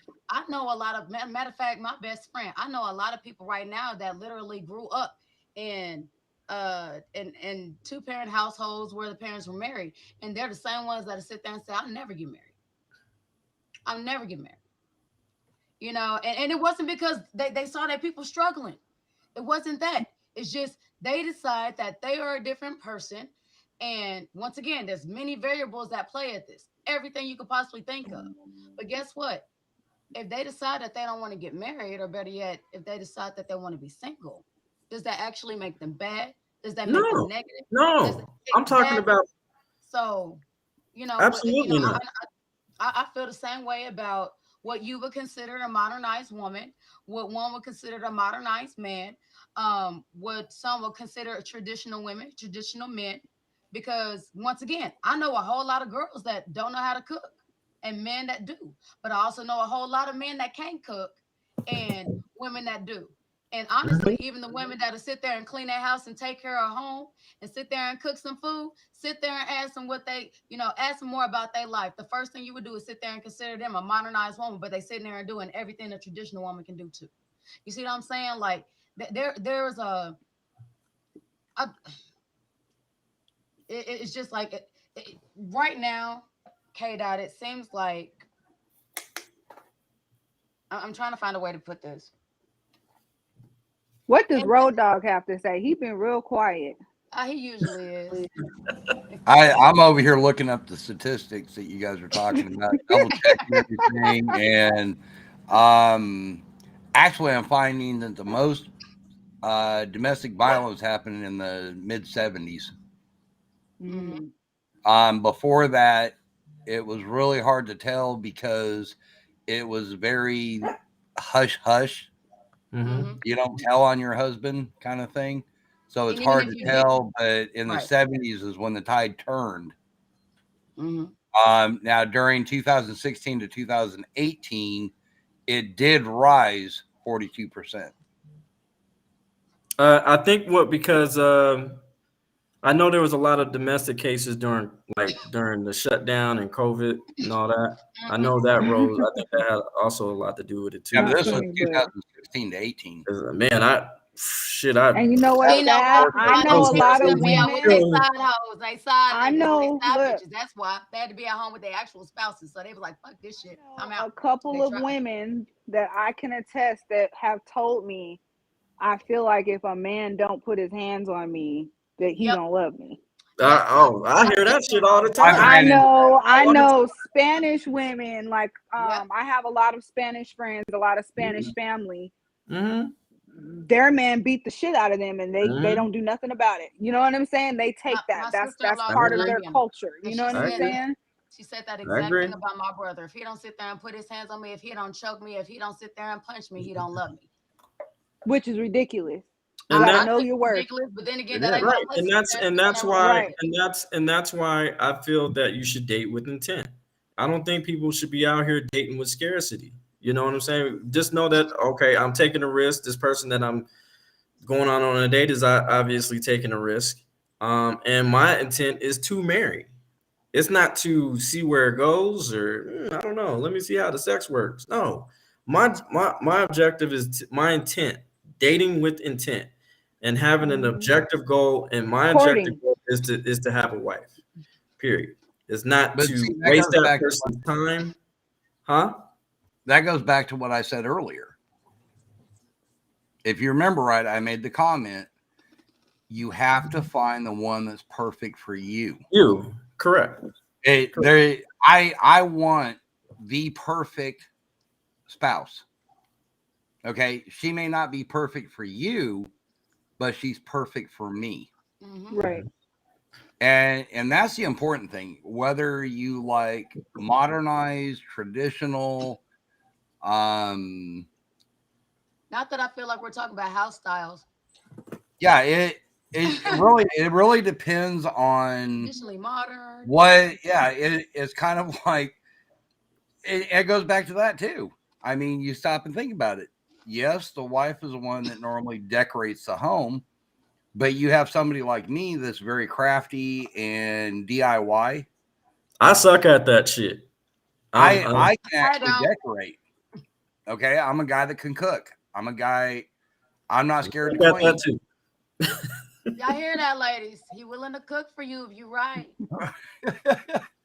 But it's one of those things. It's not trying to find everything you're talking about, K-Dot. It may be you have to find that one that's perfect for you, because what's perfect for you is not perfect for me. What's perfect for me may not be perfect for Jasmine. Right. I agree. And so on.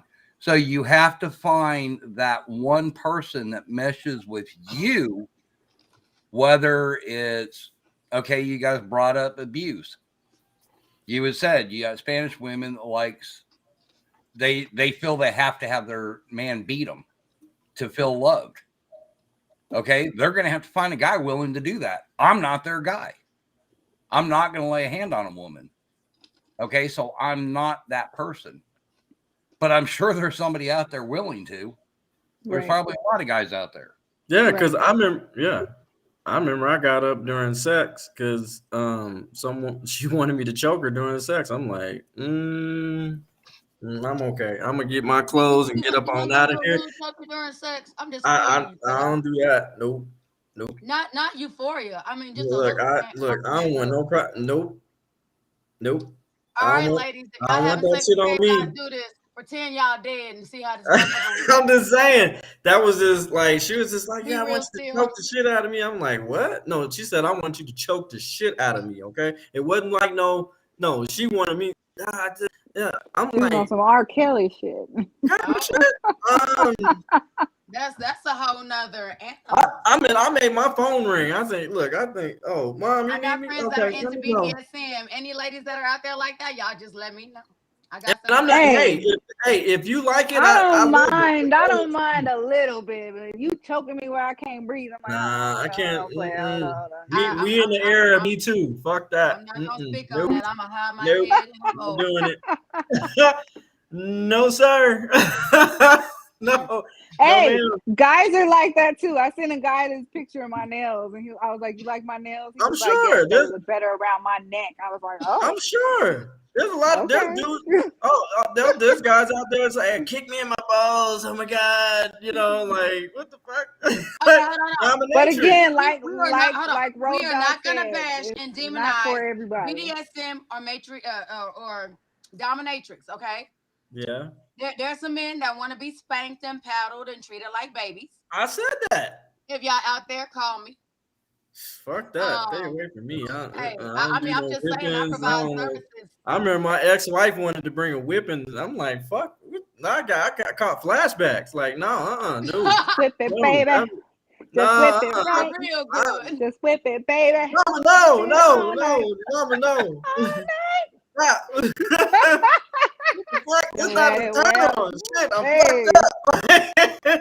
This everything stop, please. Like, you ain't bring no goddamn whip in the bedroom. Fuck is wrong with you? I mean, now you know, I don't, you know, Handcuffs. Now, no. I got a story like that. He was with this Same one. handcuffs. Who said Hold on, that? I guess you Ludacris. wanted him I to mean, shit handcuffs on is her. cool, you know, but you know, the whip And I'm thing, sitting like, here like, bruh. I guess the girl wanted him to shit on her. oh, Baby, you got a whole lot of trauma. Fuck shitting on you. I'm gonna take your ass to the therapist tomorrow. That's the day we gonna have. Right. 'Cause, baby, you got right. some shit you need to work out. That's yeah. Hey, And you know, people out there for there's millions of people in this world. Right. And Once when you again- find somebody that's into what you into, you know, that's that person, I guess. no, you ain't shitting on me, okay? I don't give a mean- fuck. Exactly. Hold on. All pun intended. No. You ain't shitting on me. No means no. And you ain't gonna piss on me either. We ain't gonna Right. have Ain't no golden showers over in this motherfucker. Hell no. Right. I mean, look, She look, better ask I'm about not that. knocking those people who honestly like that shit. If that's you, then by all means go ahead and do your That thing. is, But I don't get just that. understand, I don't understand. before we I talk, don't. I'm gonna need you to take a whole ass shower that's not golden, that's using some soap. Right. And then, you know, whenever we are engaging in conversation, if I happen to say something sexual, knowing That my part. mouth, it will come out. I guarantee. That part. Please do not sit there and tell me those kind of stories, because, bitch, I know I do not reserve the right, but you're going to get a whole nigga what? Okay? And if you get it, please do not be alarmed, but understand that your calls might go on silent for the next few days. Oh Lord, that is just, yeah. We gonna pray. All right, I'm about to let y'all go. I'm done. Give with it to y'all Jesus today. at that particular I'm done point. with y'all. Uh-uh. I'm done for the night. But it was a good conversation, though. That's for sure. That, you know. I'm gonna give my final thoughts. Can I give my final thoughts? Yes, like, ma'am, you who sure used to give can. final Please thoughts? give your Jerry final Springer, Maury, Jerry Yes, Springer. Jerry Springer. So, why don't women want to get married? I would say that a lot of women don't want to get married because of, I don't know, the responsibility of having to play both roles, that a lot of men aren't raised to be husbands. So we don't want to get in, like, it's like start being in a dead end job. You know what I'm saying? Like, just how you said insurance. Like, for me personally, I was married. I got divorced, you know. My ex-husband was cheating, had a whole nother girlfriend that he had moved in with, but didn't want to sign the divorce papers. You know what I'm saying? Okay. Didn't want to sign the divorce papers. So, now going forward, my future husband, if I do ever get married again, I need to make sure that, I think somebody in the comments said, you could love anybody, but you can't trust anybody. Trust is huge for me. And I feel like if I am going to get married, I need to be with a man of God. Okay. Because, ever so often, a lot of men, they don't have a relationship with the Lord, and not everybody believes in God. However, let me give you an example. This guy was dating me, and him was going through a hard time. He called his ex-girlfriend up and told her all of our business. And I'm like, why would you do something like that? You know what I'm saying? Because now I can't trust you. He said, well, I didn't have nobody to talk to. Talk to God. You know what I'm saying? Talk to me, Write it you down. know? And Get a so, notebook. right. And so it was at that moment I knew he wasn't the man for me, because you're weak. You're weak. Any chance you got, you was gonna run back to the ex. You know what I'm saying? And so again, for me, if I am gonna get married, I'm looking for somebody that completes me wholly, you know, that lets me put my guard down. You know what I'm saying? Because I am a very strong, independent woman. I got my shit together. So I need the man that's gonna be for me. He needs to have his shit together. He needs to be a strong man.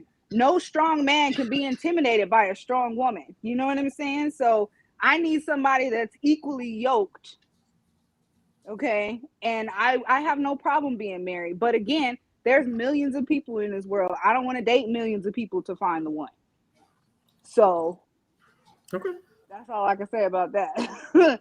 That's all I can say about that. I'm gonna take my baby. We can do it. Take our time. Do it right. Okay. And on that note, I'm gonna have a good night. Bye, Jazz. Yes, I'm gonna have a good night with my warm blanket, Kevin. Hey, enjoy that warm blanket. You got it. Keeps me warm at night. Okay. Okay, well, bye, y'all. I'm gonna see y'all. I love you, Jazz. Love y'all too. Everybody add me, Jasmine Sade. Yes, ma'am. Yeah, add her. Before Add you her. go, you get a chance. Did you go ahead and link your information up there at the top? I don't know how to do that. Next time you come, I'm gonna need you to do that as soon as you get in, so the entire show. Well, y'all got to show me, because this was a test run, okay? But y'all got to show me. You gotta show me. Show me, girl. You're gonna be show on me. next time, boo. And then whenever you are, before we even started, I got you. We'll sit there and walk you through. Okay, well, y'all have a good night. Have fun. All right. So much. Thank you Take so much care. for joining us. All right, bye, y'all.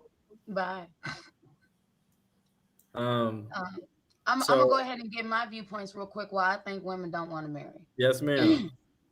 And understand this coming from a married woman. Okay. But at the end of the day, a lot of women, whenever they hear marriage, they automatically hear somebody else trying to tell them to submit. We have been working so hard to sit there and get to a place where we love ourselves and we actually have some power. And yes, it does have to do with power. A lot of women aren't willing to give that up because a lot of them sit there and feel like that's giving up their love for themselves. That's giving up their power to supposedly, especially if they're trying to be traditional, sit there and try to put all into a man when there is no guarantee that a man will actually have the appropriate skills or the proper skill set to be able to put back into them. It's a very, very, very big gamble. And we can say that we're we're speaking for a certain type of man, but at the end of the day, those are not the only type of men that these women get. A lot of women have sat there and had past relationships where they have been tremendously scorned.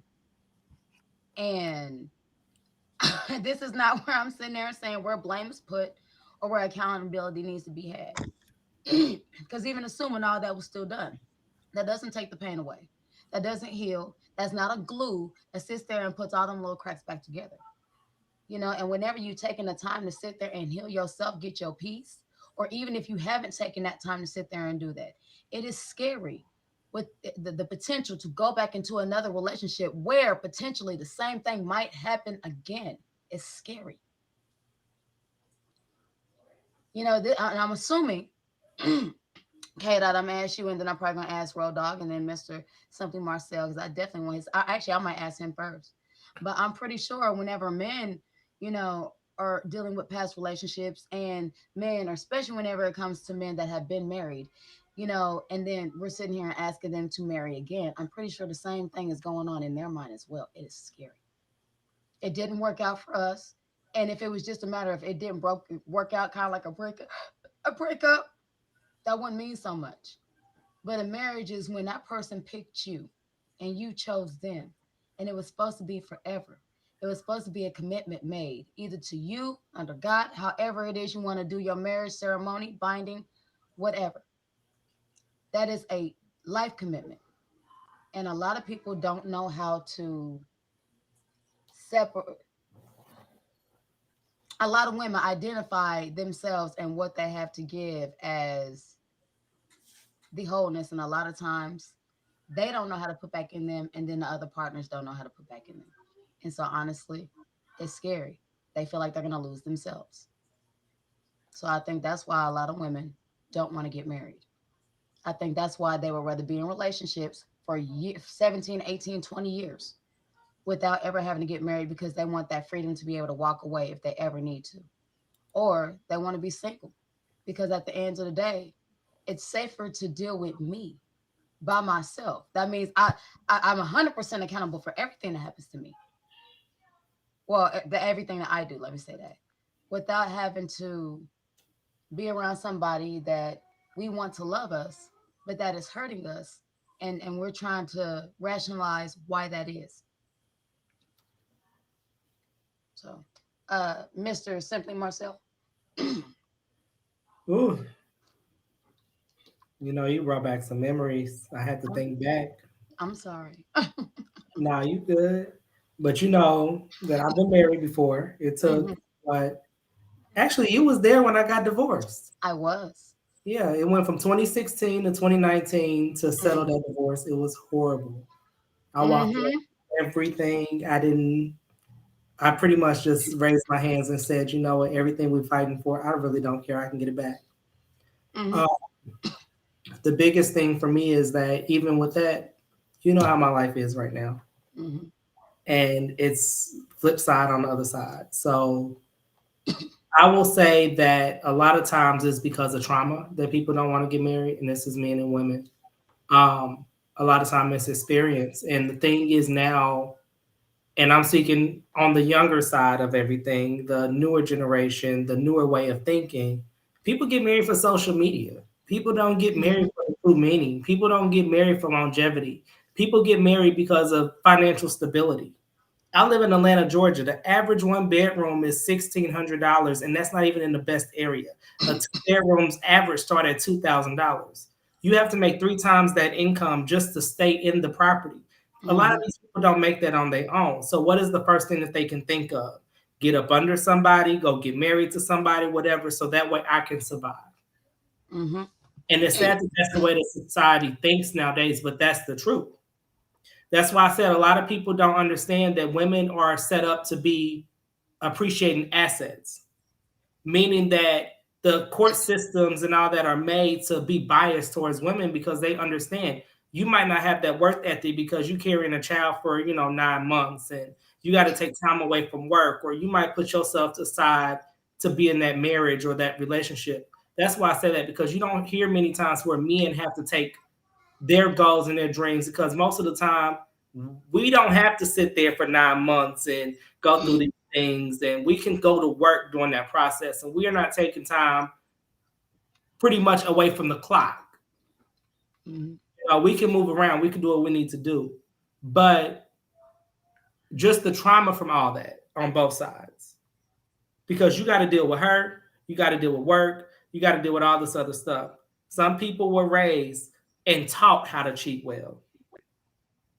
Let's be real. Both of my grandfathers, dad's father had his own thing going on. He got multiple children by multiple women. We already know the story on that. Same thing with my, mother's father. I was raised to know how to, before I knew, besides, my dad teaching me how to be a good dude, because my dad and my mom have been married since before I was born. They're still married. I learned from that. But at the same time, I learned both sides. So I've been at my grandfather's house when he's messing with the church women. And I'm figuring it out, not being a child, not even understanding why they're at his house. We go to church and he's having lunch with one and he's having a whole snack in between dinner. Like, that's what we're raised to see sometimes. We just don't acknowledge it and we don't know it until we're adults. But we don't realize which side we're living on. So until people get rid of that trauma and go over and realize those barriers, then you're not going to want to be there. But at the same time, with all this stuff changing, everything's more accessible. We got social media. Whatever you need, you can go get it online. Whatever you need, you can go to Quick Trip. Whatever you need, you can go to the club. Most of the time people say, oh, well, these women at the club, they don't want to do. Most of the time these women are going to the club because they don't know where else to go. I never thought about it like that. If I can't go to Bella Noche, where the hell can I go? Like, let's be real about it. You go, you look on Tinder, it's sexualized. You go on Facebook, Instagram, it's sexualized. You go on Twitter, it's sexualized. So where can you go to people who ain't looking at you for sex? Really nowhere. But you learn to compromise and be like, that's what it is. But those same people that want sex, you end up cuffing them And then you switch up and now you don't want to be sexual. You don't want to be that same person. You don't want to be on the same tip that y'all met off of. That's where that cheating and all that comes in. But at the same time, this goes on both sides. You can't meet somebody on one tip and then all of a sudden try to change it. They're just like they say, you can't turn a hoe into a housewife. Yes, the hell you can. It's just that you need to understand how to compromise and match her wholeness to where she ain't got to go nowhere else. There it is. I like that. There it is right there. Okay. And I already see K-Dot looking like, what? But for real, if she used to get fucked every fucking night, how the hell she gonna go somewhere and get fucked when you fucking her all fucking day? Okay. Real shit. What reason she got to go out and go get some dick somewhere else when you giving her the best dick she ever had? What's the point in shopping around for dick when you know you already got the best that's ever been on your menu? I mean, men care about body count. I'm just saying. We I'm just saying men care about that. It's 2022. We talking about a whole different thing. These women out here doing whatever the hell they want to do, but at the same time, you saying that you want a wholesome woman, but what if that wholesome woman has a past? But that does not dictate her future. You could have fucked the whole football team. That's 20 bodies right there. But you gonna say that 20 bodies equates to 20 bodies over the course of 10 years? Or are you saying that if it's 20 bodies, it's 20 bodies either way? You got to think of it like that. When did these events happen and what is she doing now versus what she was doing back then? That's the same way we can look at men the same way. We can go out here and fuck at the club and fuck 3-4 bitches that night or whatever the hell we're doing. That equates to a body count and calculate that up to how many times you're doing that a year. Right. But at the same time, a woman could equally say, oh, well, shit, he been slanging dick for years. All my homegirls, and if I go to the club or if I go to the restaurant, these bitches done had that dick, so I don't feel like I want it. It's the same thing with women, but eventually you have to be an adult and be like, you know what? Are you willing to stop what the hell you've been doing for years and let's move forward? Because people can't always be able to come up to your table and say, oh, yeah, I had your ex or I had the person that you with. But at the same time, you could turn around and say, well, shit, good luck trying to get it now. Exactly. That's the mindset you got to have. And like, let's be real. It's 2022. Shit is different. Shit is hella different. And just like I said, I live in Atlanta.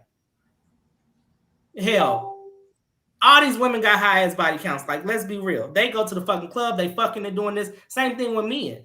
The ratio of men and women and all that is off. Way the fuck off. But you got to have a strong mindset to be able to survive and to be able to have a relationship. I didn't take no lies, K-Dot. None at all. I haven't I've seen nothing but facts. I'm just saying. But also on the same tip, and I'm gonna speak on a different standpoint. A lot of these women don't want to get married because they're afraid of things that honestly they should accept. Let's be real. A lot of men are bisexual at the same time. I'm one of them. But they want to get a train ran on them.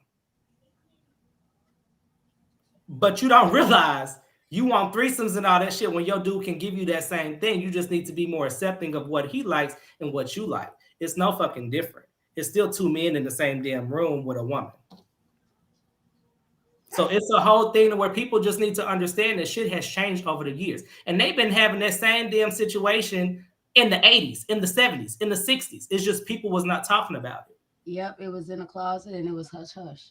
But now everything's out in the open, so you need to adapt to that. You can't always have the mindset of the 60s, 70s, 80s. You need to have the mindset of today. Who says that? Who says what? That you can't have the mindset of the 60s, 70s, I'm not 80s? saying that you can't. Who says that I have to have the mindset? I'm not saying that you have to. I said that you should. You just said I have to. You just said I have to. I just heard. Well, hold on. I'm a little tipsy right now. But you might have said you have to, but at the same time, you have to acknowledge it at the same time. I'm not saying you have to accept it, but you need to understand that that's the way that things are shifting. Now, you can continue to have that, and you can continue to say, oh, I want to be married or I want to be in a relationship, and I don't know why I'm single. And most of the time, it's because you haven't opened up your eyes to things are different. But you have to find somebody that equally feels the same way that you do, or you need to make those adjustments to be like, you know what, just like you said, the 20 bodies or the women got bodies, this, and that. Everybody got bodies. When's the last time you really heard of a woman say that she was a 40-year-old virgin?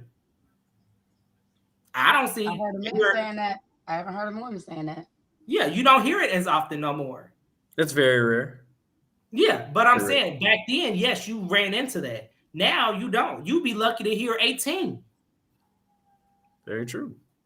But things change, so you need to once again acknowledge the change and to say, you know, what am I willing to compromise on? What am I willing to deal with in order to get my end result?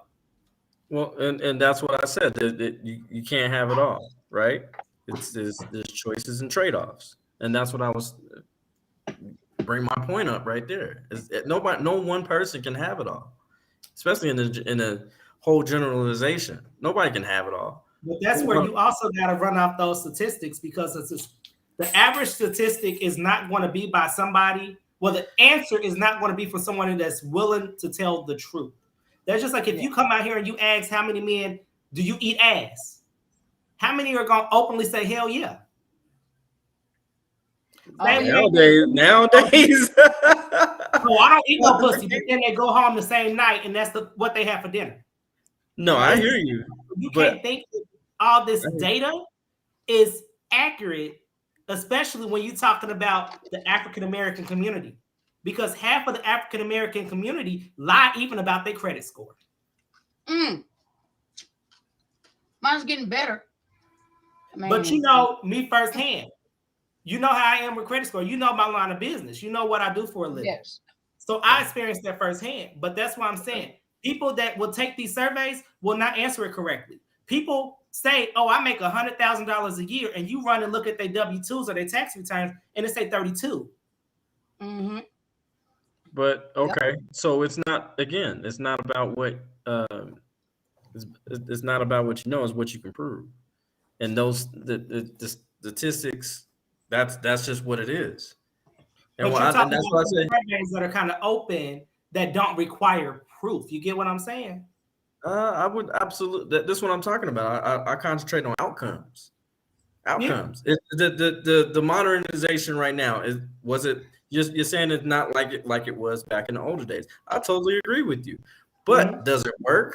Absolutely fucking not. Are families staying together? Absolutely fucking not. Depends on where you're looking. No. I'm talking about let's stay with the black family. Is it working? Absolutely not.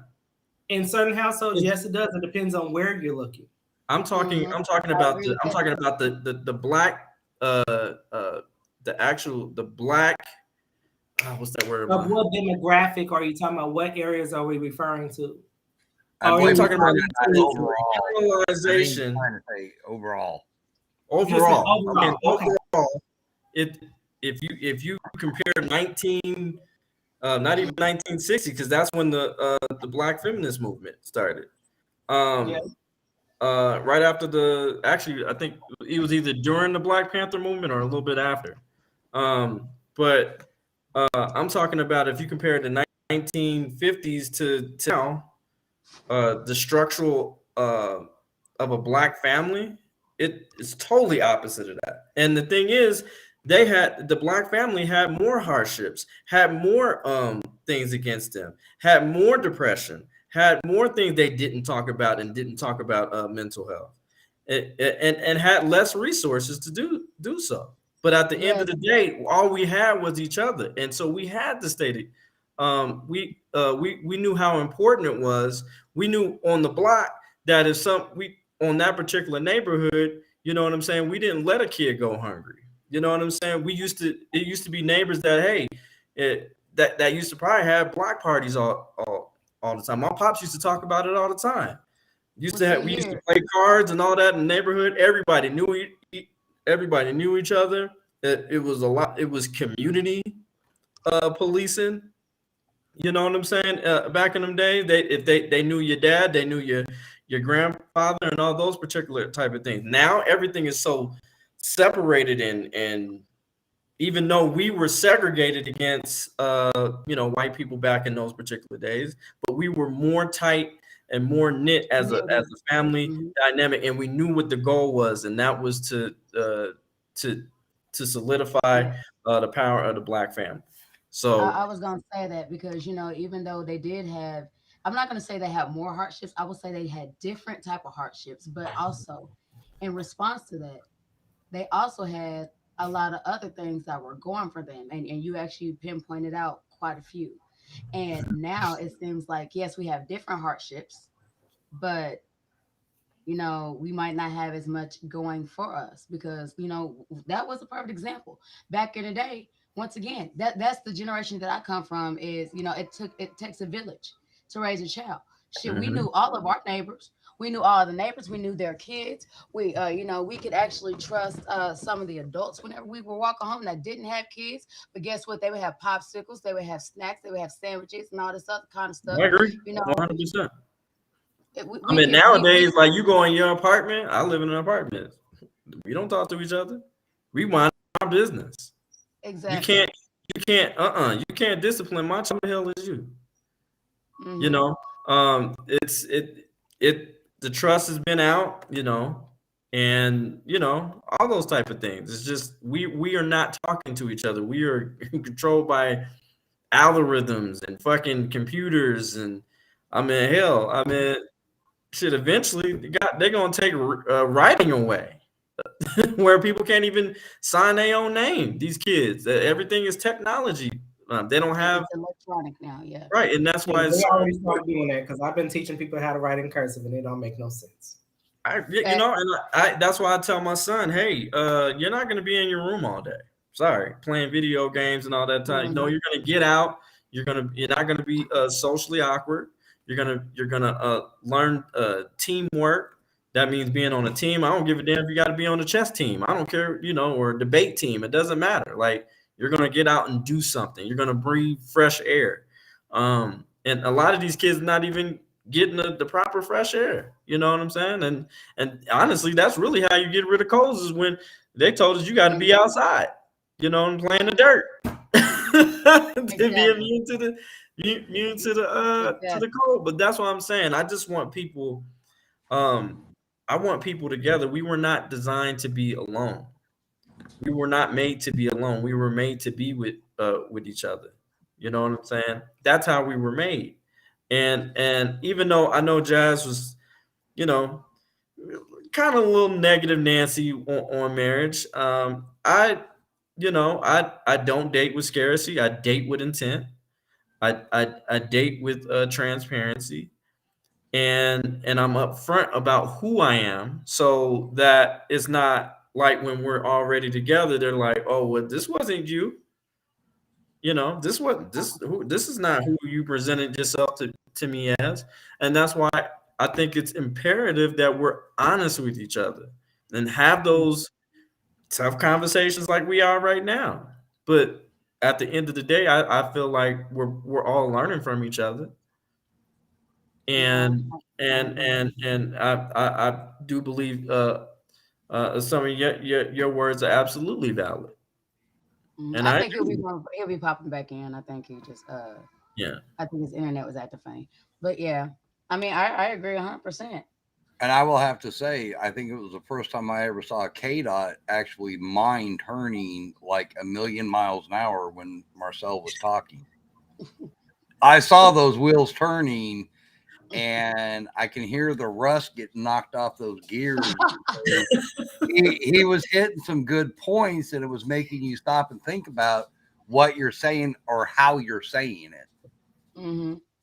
And I honestly, I thought it was an awesome thing to see because I actually saw your mind going, he's got a good point there.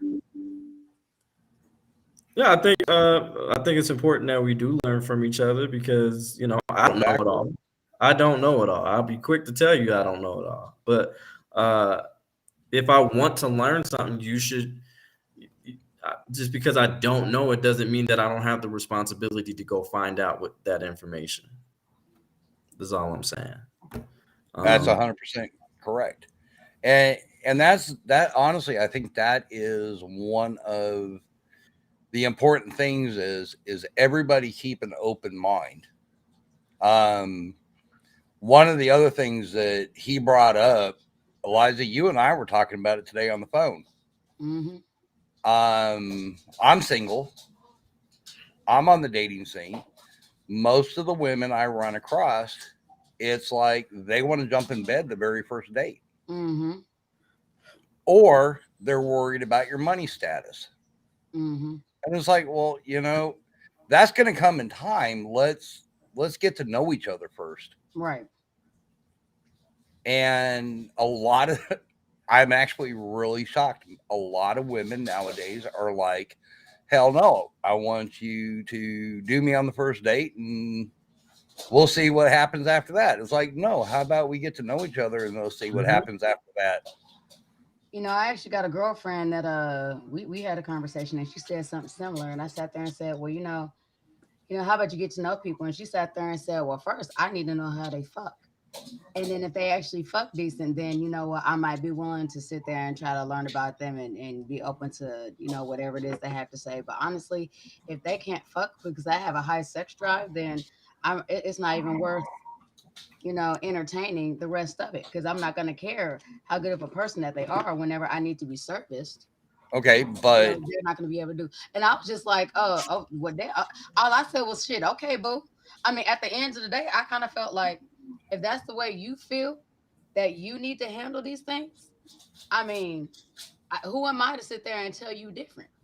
If you like it, I love it. But eventually, when it stops working, we have these clips in case you want to know a new way to try to do something. But until then, I mean, because the internet is forever. Till then, by all means. But see, my response to that is, what, are you not open to new friends? You may realize you guys are awesome friends, but you would not make it as a couple. Right. Well, she's one of those, if you can't sit there and fuck her right, then she don't even want to be your friend, because it's not even worth, investing any of her time and energy. And I'm sitting here like, I just kind of look at her because, once again, even though I feel differently, I also feel that it is never my place to tell anybody else how they should live their life. Everybody is on their own journey. And whatever that means for you, that's what it means for you. It ain't got to mean the same thing for me. And you know what? That's okay. Yeah, but being her guy, you're going to be knowing that mindset. Every guy that's her friend, you're going to be like, okay, did this guy have my girlfriend or my wife, or and it. Hey, that can open up a whole other trust issue thing. That is a situation that is not mine. So that very well may be an issue. Not for me, but that very I can well see that being an issue further down the road. Mm-hmm. That may be one for her. All I can say to that is, woo, that's real deep, honey, but I can't relate. I mean, I know Exile was a hoe. Oh my God, he was a huge hoe. Yes, I actually know majority of the girls he used to smash, and a lot of them used to be friends of mine. Oh. And whenever I got with him, matter of fact, one of the girls sat there and said I was getting her sloppy seconds. I said, baby, just because y'all slept together does not mean I'm getting the same him that you had. You had him at 20 years old. The whole mentality was different. Hell, the whole stroke game was different. Baby, what I got, don't worry about what I got, because I guarantee you can't get it now. So don't even worry about it. Just live in Memoryville, and I hope it's everything that you wished it could be. Moving on. All right. Same person that sat there and told her, honey, if you think you can go ahead and get them, then by all means, I will go ahead and get up out your way. Test your theory out. Needless to say, she was shut down abruptly. This shit was funny. But anywho, I mean, I wasn't really like that. I ain't gonna lie. I tried.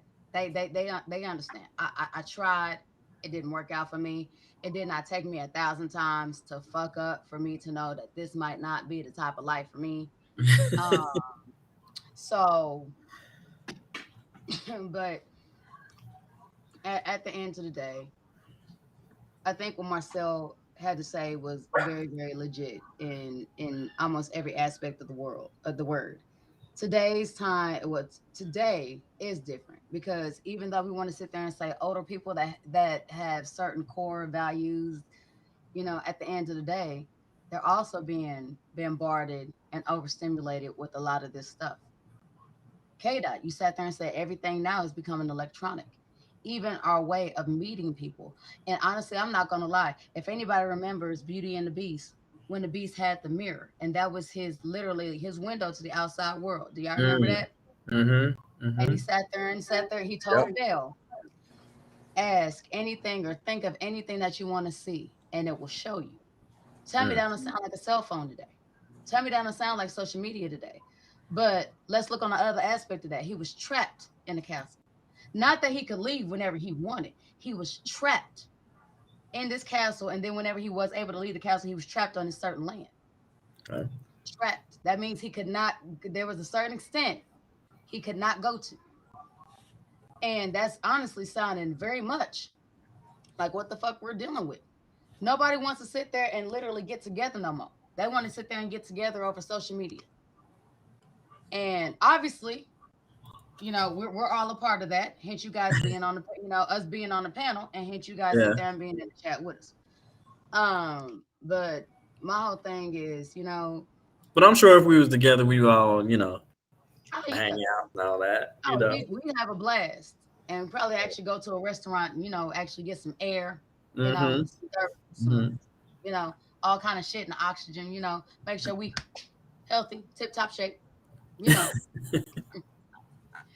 But at the end of the day, he was right. You know, whenever it comes to relationships and things of this nature, we also have to take in consideration, as much as we want what was there at one point in time, it is not the same anymore. Or in order to sit there and have that, there's going to be some different type of compromises, because this is a different type of world.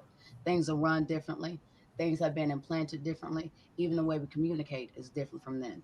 You know what I mean? They used to be able to sit there and go over each other's house and sit there and have a little conversation. Women used to sit there and go to other women's houses all the time, have tea time, have book clubs, have this, have that, and sit there and have a conversation. We don't have that no more. But we still want the same traditional values or something. You know what I mean? We're going to have to sit there and make some type of compromises. Yeah, we got to compromise. And, but the thing is, you know, you know, a lot of women wanted equality, and in equality, you know, everything has a price. Freedom has a price. You know what I'm saying? It might even be a life sometimes to get the freedom, unfortunately. But it's just, I guess my gripe is, you know, I want to. You want, I guess my gripe is what I'm hearing a lot from women is, I want to be treated traditionally, but I can only give you modern. And I'm just like, well, that's not fair. No, I think that's the fear that you got going on, because just like Jasmine sat there and said, if you are the person, you know, if you are the person that can sit there and give your version of traditional, as far as what a traditional man is, which we've already had that conversation about the 4 things that a woman honestly needs. And it's not always just financial. Hold on, let me finish. It's not always just financial. It's not, you know, there's 4 different things. We've already sat there and talked about it. It is security. It is, you know, safety. And believe it or not, those 2 are not the same thing. It is love and it is trust. Now, those 2 might be a bit more known, but at the end of the day, when you can give a woman that, then just like she said, she doesn't have a problem sitting there and being submissive to her man. She doesn't have a problem sitting there and catering to her man. She doesn't have a problem sitting there and doing a lot of these things. But at the end of the day, let's just sit there and keep it 100. There's a lot of men out here, regardless of whether you want to speak for them or not, there's a whole lot of men out here that can't even give 2, the most common 2, which is love and trust. They can't even give that, much less these 2 over here, you know, which is safety and security. But then again, they sit here talking about, oh, we want a traditional woman. We want a woman that's going to sit there and do this. Well, what about that? You know, what about her? You know, and then they get mad whenever she feel like she got to sit there and pick up the load. But bruh, if you are not bringing all 4 and all 4 strong, we have to. It's not that we want to. Once again, Jasmine sat there and she validated the same thing I had said earlier. No woman wants to be masculine all the time. Even Becky O said, no woman wants to be masculine all the time. If we are masculine, especially in a relationship, that's your telltale sign that something ain't right. and that there's something that you might need to pick up, or you might not have noticed that you slacking. And we're not, once again, we're not trying to wound your pride. So a lot of times we're not gonna bring it up. But understand, if she's sitting here and being masculine, that's because there's something that you were supposed to do to sit there and carry that masculinity, and you dropped the ball. Or you already had that masculinity trait and you were a chameleon and came off as traditional, and you, again, not being transparent, and you were always that way. And then even if we do give you the opportunity to be and we're doing what we need to do as far as giving you that room to be feminine, and to where you don't have to be masculine. It's just you're just programmed. Some women are just programmed. No, I'm gonna do it anyway. I mean, I know because I I was married to a woman that way. She came at first. She came off as traditional. Oh, but she quickly switched that shit real quick. And I'm like, what the hell is this?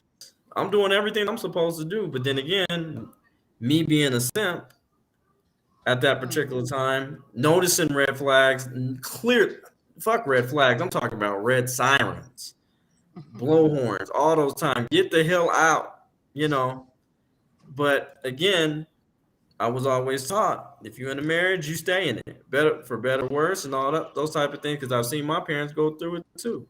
But in the same essence, I stayed in the child's place.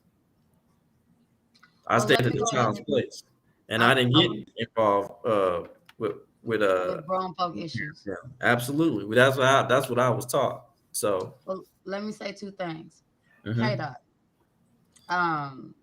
We're not going to go into detail of what it is, and some people might not understand, and that's absolutely fine. Sure. But we had a phone call the other day where there was a little bit of frustration in my home. Mm. Okay. Mm. There were some key things that you brought up, but I'm going to go ahead and put my example out there. Okay. I was being feminine. I expressed my concern. Now, mind you, one thing that could have changed the entire narrative is the masculine going ahead and being masculine towards the feminine and saying, okay, let's go ahead and take care of this. Unfortunately, that's not what happened. Therefore, a lot of that, I had to be masculine. And honestly, did I want to? No. Did I have to? Yes. And I mean, at the end of the day, you kind of have an idea about how that entire situation resolved itself. Mm-hmm. Now I'm gonna ask you: had had some of the masculine been up to par to sit there and cater to the feminine, do you think it would have ended the way it ended? As far as my particular part, or no, as far as some of the stuff you were overhearing. Oh, with your situation. Yes. Okay. Say that one more time. I'm sorry. I apologize. With our situation, if the masculine had been doing the part to go ahead and cater to the feminine, do you think it would have ended the way that it ended? I don't believe so. Nor do I. So, well, hold on. Go ahead. No, I'm saying, if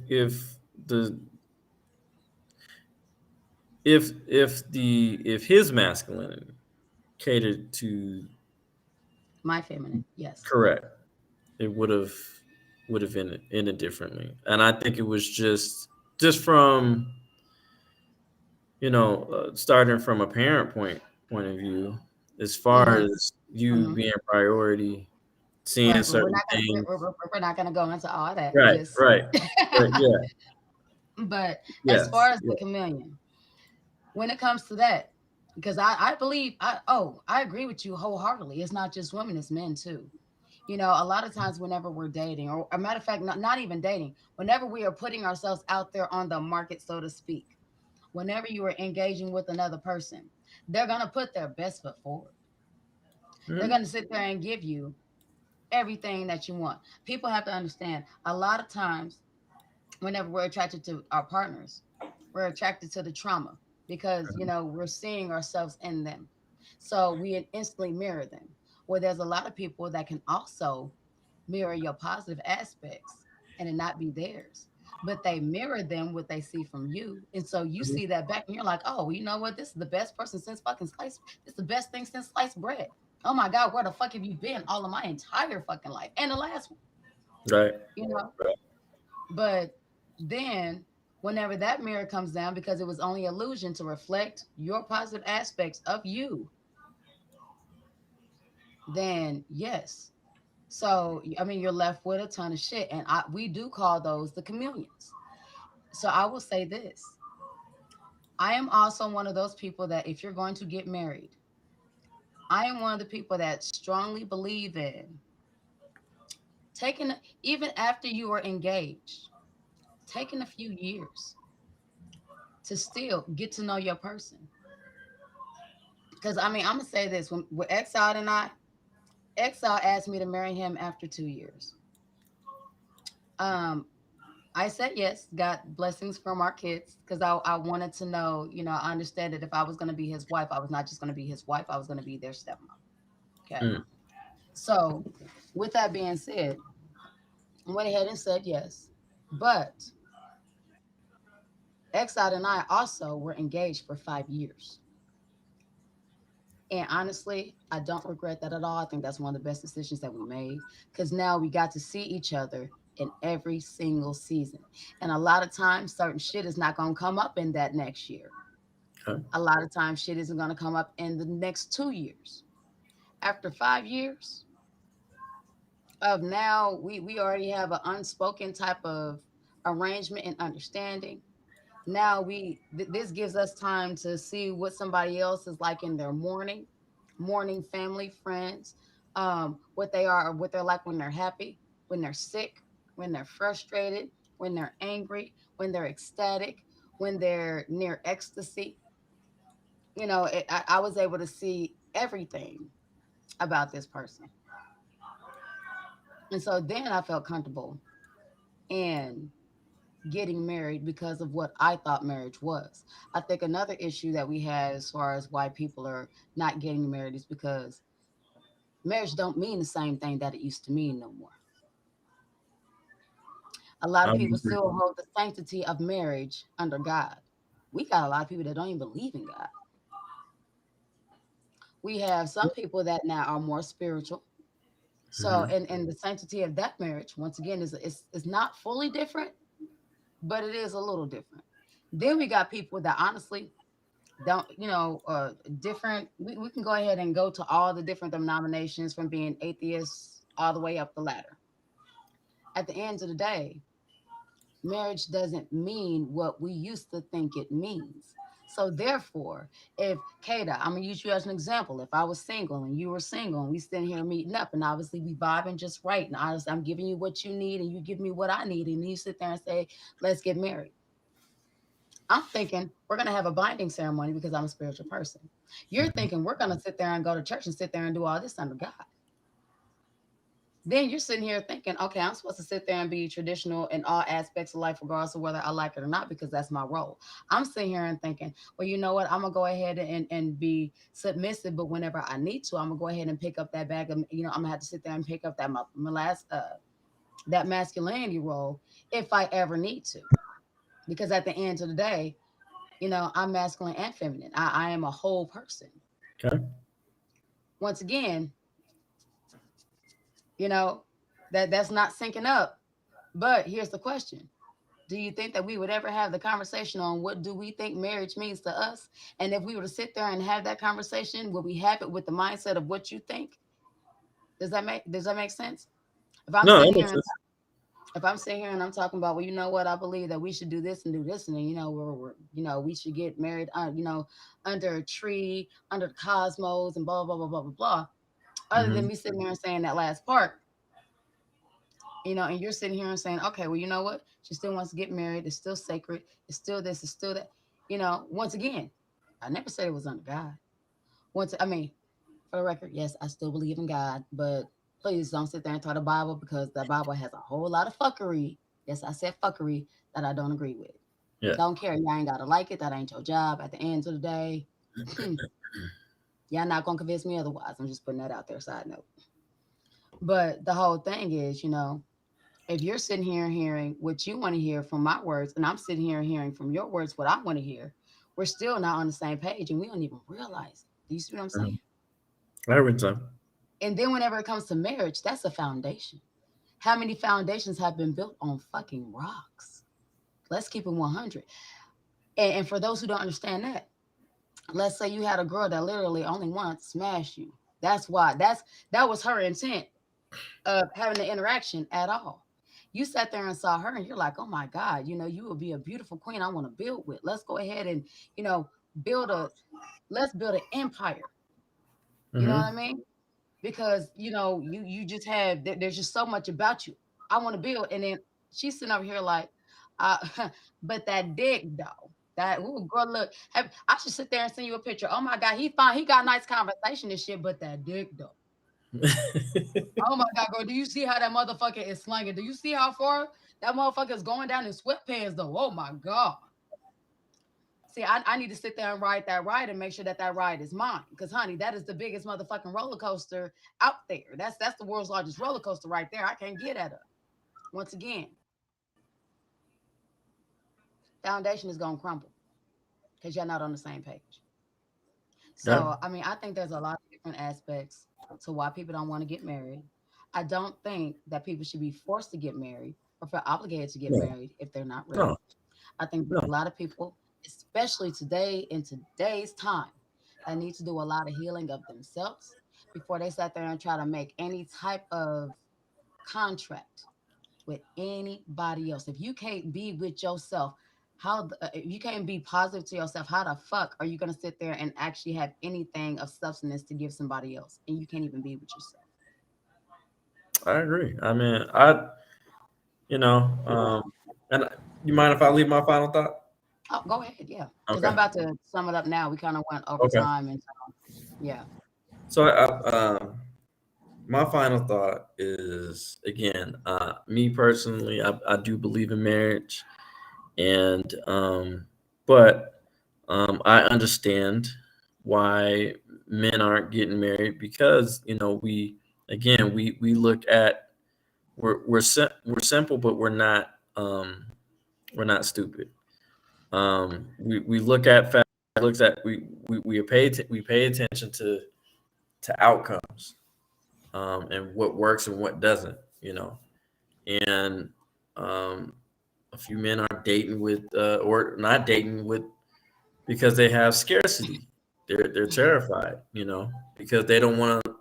They don't want to get with somebody, and they work really hard in their career or wherever they built to get, only for somebody to take that from them, and then own half, and then their children, they're not in their children's lives regularly. Luckily I didn't have to necessarily go through that situation, but the situation that I did go through was when I got divorced, is not regularly having my child with me 24/7, tucking them in, giving them baths and helping them brush his teeth and reading to them and spending time with them on a regular basis. I had to drop my kid off. What? And I had several breakdowns because of that. While I was going through a divorce, because it's just like, I'm not used to this. This is totally foreign to me. I didn't expect for myself to be in this predicament as far as, wow, like, oh shit, this is for real. Like, I'm really not married anymore. And I failed my son, it felt like I failed my son, because I did want to make sure me and his mother was together for him, but in all reality, I think she just checked out, and she just wasn't. It was to the point that she didn't even want to be with herself. And this is what she stated. But to wrap it up, I feel again, Men are just, we're terrified. We don't want to lose everything just to sign up for something long term, only for it to be temporary. Mhm. Again, 80% of women leave marriages, and that's just facts. And we don't want to end up in that predicament. And unfortunately, I am part of that statistic. My wife filed for my ex-wife filed for a divorce, Mhm. and I told So, her, I told her she's gonna pay for everything too. If you want to make that executive decision, you're going to pay for everything. well, I'm gonna go ahead and say this, Yeah. because I do gotta go ahead and close this show out. Okay. Um, I agree wholeheartedly with that comment. That uh, why you said that a lot of men are afraid to get married. I just want to go ahead and say that's another fear that women also have. You know, Women don't want to be somewhere where they feel like a lot of things were done to obtain them, and then as soon as once again, I'm gonna go ahead and give a scenario. You're sitting here and you're at a job interview, and we're sitting here going through the application process.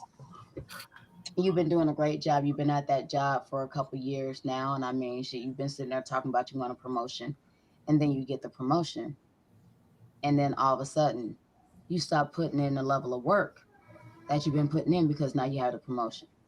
Does that make sense? That makes Uh, perfect sense. a lot of women are afraid that as soon as they get married, the chase is over. As soon as the chase is over, Mm. and a lot of men felt like they've won something or obtained something, they no longer have an interest in it. So they no longer have an interest in upkeeping it. They no longer have an interest in doing the same things that made us want to get married in the first place, that made us agree to getting married. Because, mind you, a lot of women, when we get married, we are under the impression, and I'm pretty sure it's a lot for men too, but I can't speak on men right now, that whenever we're getting married, everything that we're going through the dating process and the process where we're engaged, we're expecting that to continue. We're not expecting it to stop. We're not expecting it to change. We're not expecting the sex to stop. We're not expecting the sweet nothings and the emotional inspiration and the bond to end, because now it is something that it is a piece of property that's been obtained, versus the chase and the drive as far as trying to obtain it, if that makes any kind of sense. Hmm. On top of the fact that women are also afraid of getting divorced as well, sitting there and putting in so much of ourselves, our lives, our time, our sweat, our tears, everything in us, our soul. Because, honey, when a woman loves, and once again, I can only speak for a woman, I can't speak for a man, even though I'm pretty sure some man will be able to resonate with this. When a woman loves, she loves wholeheartedly. She loves with everything in her. And so just the idea of that not being the same 5 years later, 10 years later, 15 years later, 20 years later, that's scary. Mhm. So, uh, Road Dog, do you have any final thoughts? And after you, my dear, I'm gonna go ahead and shut it down. I think I pretty much said everything. Just be sure to make sure that person is perfect for you. Hmm. Um, take your time. Don't settle. Look for that person. I agree. Um, too many people do settle. I mean, there is compromises. Don't get me wrong. Um, but you have to find out if those compromises work within that relationship. Your boundaries. Correct. And it is really important to have those discussions prior to, and take your time. And like you said, he proposed after 2 years, but you waited 5. Mm-hmm. Take that time to make sure. Mm-hmm. I mean, it's not guaranteed, but Right. I it, feel more comfortable in the after long 5. run, it should help. Mm-hmm. I didn't want to feel obligated to something. And I knew the way Right. my heart worked. I knew the way I am. I will do things so effortlessly that a lot of times I don't even realize people are crossing my boundaries until I see it, and then I come off as a bitch because I'm literally abruptly like, nah, y'all been doing this shit for years. Y'all gotten a little too comfortable doing this shit. So here, let me go ahead and reunify. There's a fucking line. You dance on that bitch, you're out. Right. And I had to get to that point. So, But I want to appreciate everybody that came in and appreciate the discussion. Yeah. I thought it was a great discussion. Finally got K-Dot thinking.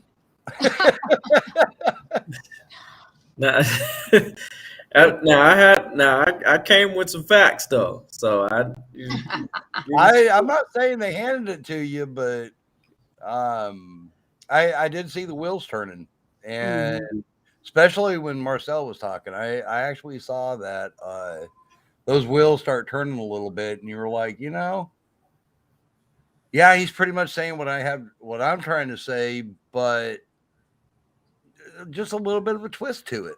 And that little bit of a twist was enough to get you thinking, okay, maybe I'm wording this wrong. Maybe that line is just a little bit too far forward or too far back. And, so I was actually glad to see that. Well, I will definitely sit there and tell him that you said that. His computer shut down, so he's literally on the charger, and his phone is also dead, which is why he wasn't on his phone at first. So, tell him I said I appreciate him getting K-Dot thinking. I definitely will. Well, with that being said, thank you so much for everybody that watched. Thank you so much for everybody that joined. We will probably be having another panel sometime next week, depending on how I feel. Do not quote me on that, but if we are, I will go ahead and put out the link. Let everybody know if you guys want to be on the panel. Those who need to be on the panel will get the link. Everybody else, I'm gonna let y'all know a few minutes ahead of time that it's about to be on and popping. But with that said, this is where I must say adieu. Thank you so much, guys, for being amazing. And thank you for having us. Thank you for having us. I appreciate it, Eliza. You're very, very welcome. I want you guys to have a wonderful night. Yep, because I'm going to sleep. And I got to go to the bathroom like old school. So.